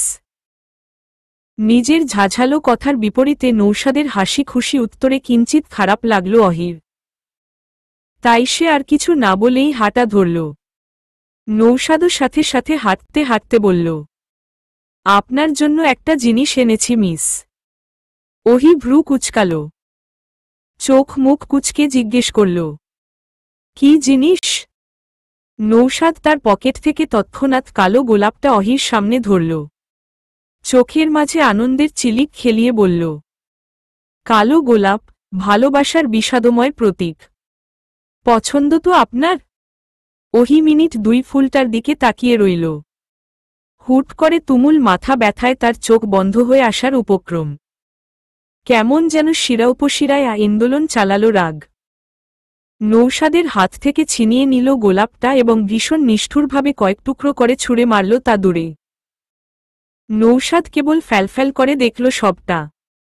সে যেন কোনো ভাষা খুঁজে পেল না। অহির কাছে এমন একটা আচরণ সে ঠিক আশা করেনি বলা যায়। ওহি তুমুল রাগে হেঁটে চলে গেল কয়েক পা। নৌসাদ তখনও ঠাই দাঁড়িয়ে। এই গোলাপটা কেনার জন্য সে অফিস ছুটি নিয়েছে, ফুলের দোকানের কর্মচারীটার সাথে কথা কাটাকাটি করেছে, অথচ যার জন্য এটা কেনা হলো, সে কি করল? ওহি কয়েক পা এগিয়ে আবার থেমে গেল। ফিরে তাকালো নৌসাদের থমথমে মুখটার দিকে। খারাপ লাগায় ছেয়ে গেল তার মনে রাঙিনা। সে আবার পিছু ফিরল, পিছুটান টেনে নিয়ে গেল তাকে নৌসাদ অবধি। ওহি ক্ষীণ স্বরে মাথা নত করে বলল, মন খারাপ করবেন না। আমি আসলে ফুল পছন্দ করি না। ফুল দেখলেই ছিঁড়ে ফেলতে ইচ্ছে হয়। বলা যায় এটা আমার একটা মানসিক রোগ যা কেউ জানে না। খুব ছোটবেলার বিদঘুটে ঘটনার প্রভাবে আমার এই মানসিক রোগ, যা মাঝে মাঝে মানুষ খুন করার ইচ্ছে জাগাতেও সাহায্য করে। নিবিড়, নিশ্চুপ স্বচ্ছ জলে পরিপূর্ণ ছোট্ট একটা পুকুরের পাশের বেঞ্চিতে বসে আছে অহি এবং নৌশাদ। রোদ ঝিমিয়ে বিকেল প্রায়। প্রকৃতিও বেশ চুপচাপ। নৌশাদ তাকিয়ে আছে অহির দিকে, চোখে মুখে তার প্রশ্নের ছড়াছড়ি। ভেতরের অনুভূতিরা অধৈর্য, উৎকণ্ঠিত। কিন্তু সে অহিকে সময় দিল, নিজেকেও প্রস্তুত করল অপ্রস্তুত কিছু শোনার জন্য। অহি দীর্ঘক্ষণ সময় নিল। কিছু কথা যখন বলা হয় না পরিস্থিতির চাপে, তখন তা যুগ যুগ ধরে স্মৃতির পাতায় থাকতে থাকতে চাপা পড়ে যায়। চাইলেও তখন আর তা খুব সহজে মেলে ধরা যায় না। অহির অবস্থাও ঠিক তাই। খুব বাজে অভিজ্ঞতা ভুলে যাওয়ার চেষ্টা চালাতে চালাতে আজ তা ধুলো পড়ে ধোঁয়াশা হয়ে গেছে। সেই ধুলো পরিষ্কার করতে কিঞ্চিত সময় তো লাগবেই। প্রায় মিনিট 10 পর অহি মুখ খুলল, কণ্ঠধ্বনিরা প্রস্তুত হল বিভীষিকাময় কথাগুলো বলার জন্য। ভীষণ বিশাল এক দীর্ঘশ্বাস ফেলে সে বলা শুরু করল। ছোটবেলা থেকেই আমার মা আমার ব্যাপারে ভীষণ উদাসীন ছিল, সেই উদাসীনতার জন্য ছোট বয়সে আমার সাথে ঘটে গিয়েছে বড় বিপর্যয়। আমার বয়স তখন 7 কিংবা 8 হবে। বাবা মায়ের একদিন তুমুল কথা কাটাকাটি, অবশেষে কথা কাটাকাটির অবসান ঘটল আমাকে গৃহান্তর করার মাধ্যমে। মায়ের জেদের কারণে আমার এত বড় বাড়ি, এত সুন্দর পরিবার থাকতেও আমাকে পাঠানো হয় হোস্টেল। জীবন বোঝার আগেই যৌনতার লালসার শিকার হব তা হয়তো কারোই জানা ছিল না। হোস্টেলের পর্যবেক্ষণ করত এক মামা ছিল যে সব বাচ্চাদের আদর করত। আমাদের চকলেট দিত, কোলে নিয়ে ঘুরত। আমি খুব কমই মামার সান্নিধ্যে যেতাম। ছোটবেলা থেকে খুব চুপচাপ থাকার কারণেই মানুষের সাথে কম মিশতাম। তখন সময়টা শীতকাল, ডিসেম্বর বা জানুয়ারির দিকে। হোস্টেলের বেশিরভাগ দায়িত্বরত সদস্য ছুটিতে। আমি বিকেলে হোস্টেলের পেছনের দিকে বাগানে খেলছিলাম। ফুল আমার প্রিয় ছিল বিধায় সেটা নিয়েই নিজের আপন মনে হাবিজাবি একে খেলায় মত্ত ছিলাম। এর মাঝেই সেই লোকটা এলো যে সব বাচ্চাদের আদর করত। তথাকথিত নিয়মে সে আমার মাথায় গালে হাত বুলিয়ে দিল, চকলেট দিল, অথচ আমি নিলাম না। বাচ্চা হলেও বুঝতাম অপরিচিত কারো কাছ থেকে কিছু নেওয়া উচিত না। মামা তখন একটা সূর্যমুখী ফুল এনে আমার হাতে দিল, আমি তো খুশিতে আত্মহারা। আমাকে হাসি খুশি দেখে মামা কোলে নিলেন। আমিও বেশ আনন্দে কোলে উঠে গেলাম। যখন আমি ফুল নিয়ে ব্যস্ত তখন অনুভব করলাম আমার বুকে প্রচণ্ড ব্যথা হচ্ছে। ব্যথার চোটে চোখে টলমলে অশ্রুদেরও ভিড় জমে গেল। আমি উফ করে শব্দ করে উঠলাম। মামার দিকে তাকিয়ে বললাম, মামা, ব্যথা। মামা বিদঘুটে হেসে বলল, আদর করলে একটু ব্যথা লাগবেই, মামা তো তোমাকে আদর করছি। আমি তবুও কিছুটা মোচড়ামুচড়ি করছিলাম, অস্বস্তিতে ভরে গেছে আমার শরীর।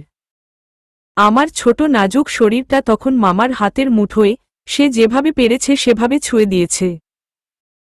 তারপর বাগানের মালি কাকাকে আসতে দেখে সে আমায় ছেড়ে দিল। তারপর আমি ফুলটা ছুঁড়ে ফেলে নিজের ঘরে চলে গেলাম। দীর্ঘ বক্তব্যের পর থামল অহি।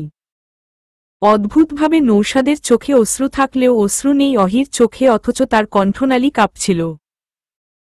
অহি মাথা নিচু করল, ডান হাত দিয়ে অনবরত নিজের বাম হাত মুচড়োচ্ছিল।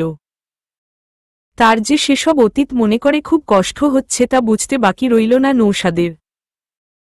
তাই তো সে গলা পরিষ্কার করে বিবশ কণ্ঠে বলল, আজ না হয় থাক, অতীত না হয় অতীতই থাকুক। অহি হাসল, তাচ্ছিল্য করে বলল, ঘৃণা হচ্ছে তাই না আমার উপর? হওয়াটাই স্বাভাবিক। অহির কথার ধরনে হতবিহব্বল নৌশাদ। তাজ্জব হয়ে বলল, কি বলছেন? আপনার খারাপ লাগছে বিধায় না করেছি। অহি হাসল, দীর্ঘশ্বাস ফেলে বলল, এখন আর খারাপ লাগে না। এত বছর নিজের মাকেও বলতে পারিনি এসব কথা। কেবল আমি আর আমার ওই আল্লাহ জানত আমি যে কি লুকিয়ে বেঁচেছিলাম। আজ যেহেতু বলা শুরু করেছি, তাহলে বলি কথাটাই যেন কেমন নিবিড় আর্তনাদ ছিল। বিদঘুটে অতীত বের করে মন হালকা করার একটা হাহাকার ছিল যা ছুঁতে পারল নৌশাদকে। সে ধীর কণ্ঠে বলল, আমি শুনছি, তবে আপনি বলুন। ওহি পুকুরের ঝলমলে স্বচ্ছ জলরাশির দিকে তাকিয়ে বলা শুরু করল, সেই দিন আমার সাথে ঘটা বিদঘুটে ঘটনাটা কিঞ্চিত নাড়িয়ে দিয়েছিল আমাকে। কই, বাবা চাচা সবাই তো আমাকে আদর করত, কিন্তু কখনো এমন ব্যথা দেওয়া আদর তো করত না। সন্ধ্যার দিকে যখন সব নিরিবিলি মালি কাকা এলেন আমার ঘরে, আমি তখন পড়ার টেবিলে বই নিয়ে বসেছি। কাকা এসেই আমার পাশে হাঁটু ভেঙে বসলেন, তার চোখে মুখে কি যেন একটা হাবভাব। সে আমাকে কেমন ক্ষীণ কণ্ঠে বললেন, তোমার সাথে ফজলু কিছু করছে? আমি এক ঝটকায় বুঝে ফেললাম কাকা বিকেলের সেই ঘটনার কথা বলছে। আমি ভয় পেয়ে গেলাম, অনবরত ডানে বামে মাথা নাড়াতে নাড়াতে বললাম না। মালি কাকা আমার মাথায় হাত বুলিয়ে চলে গেলেন তখনই। আমার ছোট মনে তখন অনাকাঙ্ক্ষিত ভয়েরা হানা দিল। সেই ঘটনার 3 দিন পরের কাহিনী। আমি রাতে খাবারের পর দাঁত ব্রাশ করতে করতে হোস্টেলের পিছনের বারান্দায় গেলাম, যেটা আমার অভ্যাস ছিল। সেখানেই হোস্টেলের কর্মচারীদের কোয়ার্টার ছিল। আমি হঠাৎ ভীষণ হাসাহাসির শব্দ শুনলাম ওই মামার ঘর থেকে। তার দরজাটাও হালকা খোলা ছিল। আমি ধীরে ধীরে পৌঁছে গেলাম সেই ঘরটাতে, কিন্তু দরজা পুরোটা হাত দিয়ে খুলে দিতেই আমি হতভম্ব। ভেতরের দেখা দৃশ্যটার জন্য আমি প্রস্তুত ছিলাম না। এত অপ্রত্যাশিত কিছু ছিল। আমাদের খাবার সার্ভ করা খালা আর মামা ছিলেন সে ঘরে। আমি ভয় পেয়ে ছুটে আসতে নিলেই খালা দৌড়ে এসে ধরে ফেললেন আমায়। মামার চোখে তখন উপচে পড়া লালসা। মামার লালসাকে সাই দিলেন খালাও। সে আমাকে জোর করে ধরে আমার জামার পেছনের চেইনটা খুলে দিলেন। একজন মহিলা, যার কন্যার বয়সী হয়তো ছিলাম আমি, সে কিনা মামাকে খুশি করতে আমায় বলিদান করার জন্য উঠে পড়ে লেগেছিল। মামার এলোমেলো নোংরা ছোঁয়ায় আমি নেতিয়ে গিয়েছিলাম। তারপর কথা থেমে গেল অহির। তুমুল কান্নায় ভেঙে পড়ল সে। নৌশাদও আবিষ্কার করল তার হৃৎপিণ্ড প্রয়োজনের তুলনায় বেশি বিট করছে। অস্বাভাবিকভাবে কাঁপছে তার শরীর। ঘৃণায় ভরে উঠেছে অনুভূতিরা। ছোট একটা মেয়েকেও কিনা ছাড় দেয়নি। সে চাইল অহির কাঁধে ভরসার হাত দিয়ে চোখের জল মুছিয়ে দিতে, কিন্তু সে তা করল না। কারণ অহির মনে এখন অতীতের নোংরা ছোঁয়ার স্মৃতি কিলবিল করছে। নৌশাদের সঠিক ছোঁয়াও হয়তো আরেকটা ভিন্ন ঘৃণার সৃষ্টি করতে পারে। তাই নৌশাদ নিজেকে সংযত করল। কাঁদতে দিল অহিকে। ওহি কাঁদল, পাহাড়ের মতন অটল। ওহি নিমিষেই গলে জল। কাঁদতে কাঁদতে যখন চোখের জল ফুরালো, সে ভেজা কণ্ঠে বলল, নৌশাদ, জানেন সেদিন আমি বেঁচে গিয়েছিলাম। আমার সাথে খারাপ ঘটতে গিয়েও ঘটেনি। আমার চিৎকারে মালি কাকা ছুটে এসেছিল, হইচই শুনে ছুটে এসেছিল আমাদের হোস্টেলের কয়েকজন ম্যাডাম। আমি ততক্ষণে নেতিয়ে পড়ে গিয়েছি। কাকার কারণে শেষ মুহূর্তে আমি বেঁচে যাই।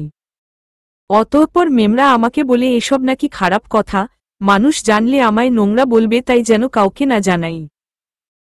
আমিও তাই লুকিয়ে গেলাম সবটা। ওদের কি হয়েছিল পরে আমার জানা নেই, কেবল আমাকে পাঠিয়ে দিয়েছিল বাড়িতে।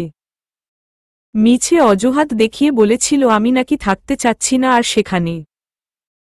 তারপর থেকে সে ঘটনা আমাকে মানুষ থেকে মানসিক রোগীতে রূপান্তরিত করল। কাউকে বলতে না পারার কারণে খুব বাজেভাবে পোকায় খেয়ে ফেলল আমার ভেতরটা। এরপর থেকে আমি ফুল সহ্য করতে পারতাম না। মাঝে সাঝে ওই মানুষগুলোকে খুন করার তৃষ্ণাও জাগত। এটা ধীরে ধীরে মানসিক সমস্যা হয়ে গেল।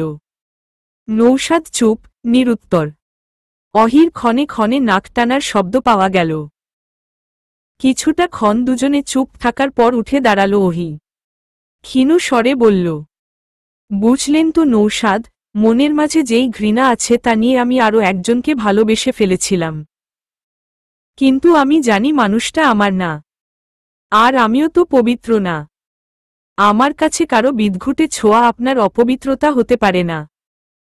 আর ভালোবাসার কথা তো আপনিই বললেন, সে মানুষ যেহেতু আপনার না, তবে যে মানুষ আপনাকে ভালোবাসছে তাকে না হয় আগলে নিন। হয়তো পারব না। আমার এমন কলুষিত জীবনের সাথে আপনাকে জোড়াতে চাইছি না। আপনার ভালোর জন্য বলছি, ভুলে যান ভালো লাগাকে। কথা শেষ করেই ওহি পা বাড়ালো নিজ গন্তব্যে। নৌশাদ কেমন অদ্ভুত কণ্ঠে বলল, কি আশ্চর্য! আপনি আমার ভালো চাইলেন, অথচ আমায় চাইলেন না। কথার মাঝে কি যেন একটা ছিল যা থামিয়ে দিল অহির পা। পিছুটান তো অহির জন্য না, তবে আজ কেন থামিয়ে দিল তাকে সে পিছুটান? চিত্রার কোচিং শেষ হতে হতে সন্ধ্যা নামল প্রকৃতিতে। সোডিয়ামের আলোয় রাস্তাঘাট উজ্জ্বল। চিত্রা খুশি মনে এক প্যাকেট ঝালমুড়ি কিনল আর হেলতে দুলতে হাঁটা ধরল নিজের বাড়ির পথে। কিছুদূর যেতেই তার চোখ আটকাল পরিচিত মানুষটার দিকে, অথচ মানুষটার এখানে থাকার কথা না। যেই মুহূর্তে চিত্রা তাকে ডাক দিতে নিবে, মানুষটা তখনই হাঁটতে হাঁটতে পাশের একটা আধার গলিতে ঢুকল। চিত্রারও কি যেন মনে হল, সেও ধীর পায়ে হাঁটতে হাঁটতে মানুষটার পিছে পিছে আধার গলিতে প্রবেশ করল। বেশ কতগুলো নোংরা গলি, ভুতুড়ে প্রকৃতি পার হয়ে রঙিন এক দুনিয়ায় প্রবেশ করল চিত্রা। কেমন অদ্ভুত এক দুনিয়া! চিত্রা হতভম্ব আশপাশের মানুষগুলোর দিকে তাকিয়ে। সভ্য সমাজে অসভ্যের স্থান দখল করা পতিতালয়ে এসে পড়েছে সে। ধানমন্ডির রাস্তা পার হয়ে অনেকটা দূরেই যে চলে এসেছে সে, তা আর বুঝতে বাকি রইল না তার। চিত্রা বেশ অবাক হয়েছে অমন মানুষকে এইরকম একটা জায়গায় আসতে দেখে। ঘেমে নিয়ে একাকার হয়ে গেছে তার শরীর। মৃদু কম্পন দেখা দিয়েছে তার শরীরের শিরায় উপশিরায়। তন্মধ্যে কেমন বিদঘুটে হাসি দিয়ে একটা লোক বলল, কি সুন্দরী, দাম কত তোর? কিশোরী চিত্রা আরও খানিকটা ভয় পেয়ে যায়। সে আর কোনো কথা না বলে যে রাস্তা দিয়ে এসেছে, সে রাস্তাতেই ছুট লাগায়। পেছনে থেকে মদ খেয়ে নেশায় বিভোর হওয়া লোকটার বিদঘুটে হাসির শব্দ ভেসে এলো। চিত্রা চোখমুখ বন্ধ রেখেই যেন ছুটে চলল। কতটা দৌড়িয়েছে তার জানা নেই, তার দৌড়ানোর সমাপ্তি হল একটা শক্ত সামর্থ্য দেহের সাথে ধাক্কা খাওয়ার পর। কি ব্যাপার, দৌড় প্রতিযোগিতায় অংশগ্রহণ করবে নাকি? এভাবে চোখমুখ বন্ধ রেখে কোথায় যাচ্ছ? সামনের পুরুষটির কথায় চোখ মেলে তাকালো চিত্রা। গলা শুকিয়ে কাঠ প্রায়, তবুও বেশ কষ্টে সে উচ্চারণ করল, একটু পানি দেন, বাহার ভাই। চিত্রার এমন উত্তেজিত মুখমণ্ডল দেখে অবাক হল বাহার। দ্রুত পাশের দোকানটা থেকে পানির বোতল কিনে আনল। চিত্রার দিকে বাড়িয়ে দিল সে পানির বোতল। চিত্রা ডানবামে না দেখেই ঢকঢক করে বেশ খানিকটা পানি পান করল। অতঃপর জোরে জোরে শ্বাস নিতে লাগল। বাহার ভ্রু কুঁচকাল, অবাক কণ্ঠে বলল, কোথায় গিয়েছিলে? হাঁপাচ্ছ কেন? চিত্রা বেশ কতক্ষণ চুপ থেকে নিজেকে ধাতস্থ করল। তারপর বেশ ভাবুক স্বরে বলল, বাহার ভাই, সব রহস্যের সমাধান হচ্ছে না কেন জানেন? ধুলো পড়েছে চেহারায় আর আমরা মুচ্ছি আয়না। আসলে আমরা রহস্যের সঠিক রাস্তায় এখনো হাঁটাই ধরিনি। চলবে।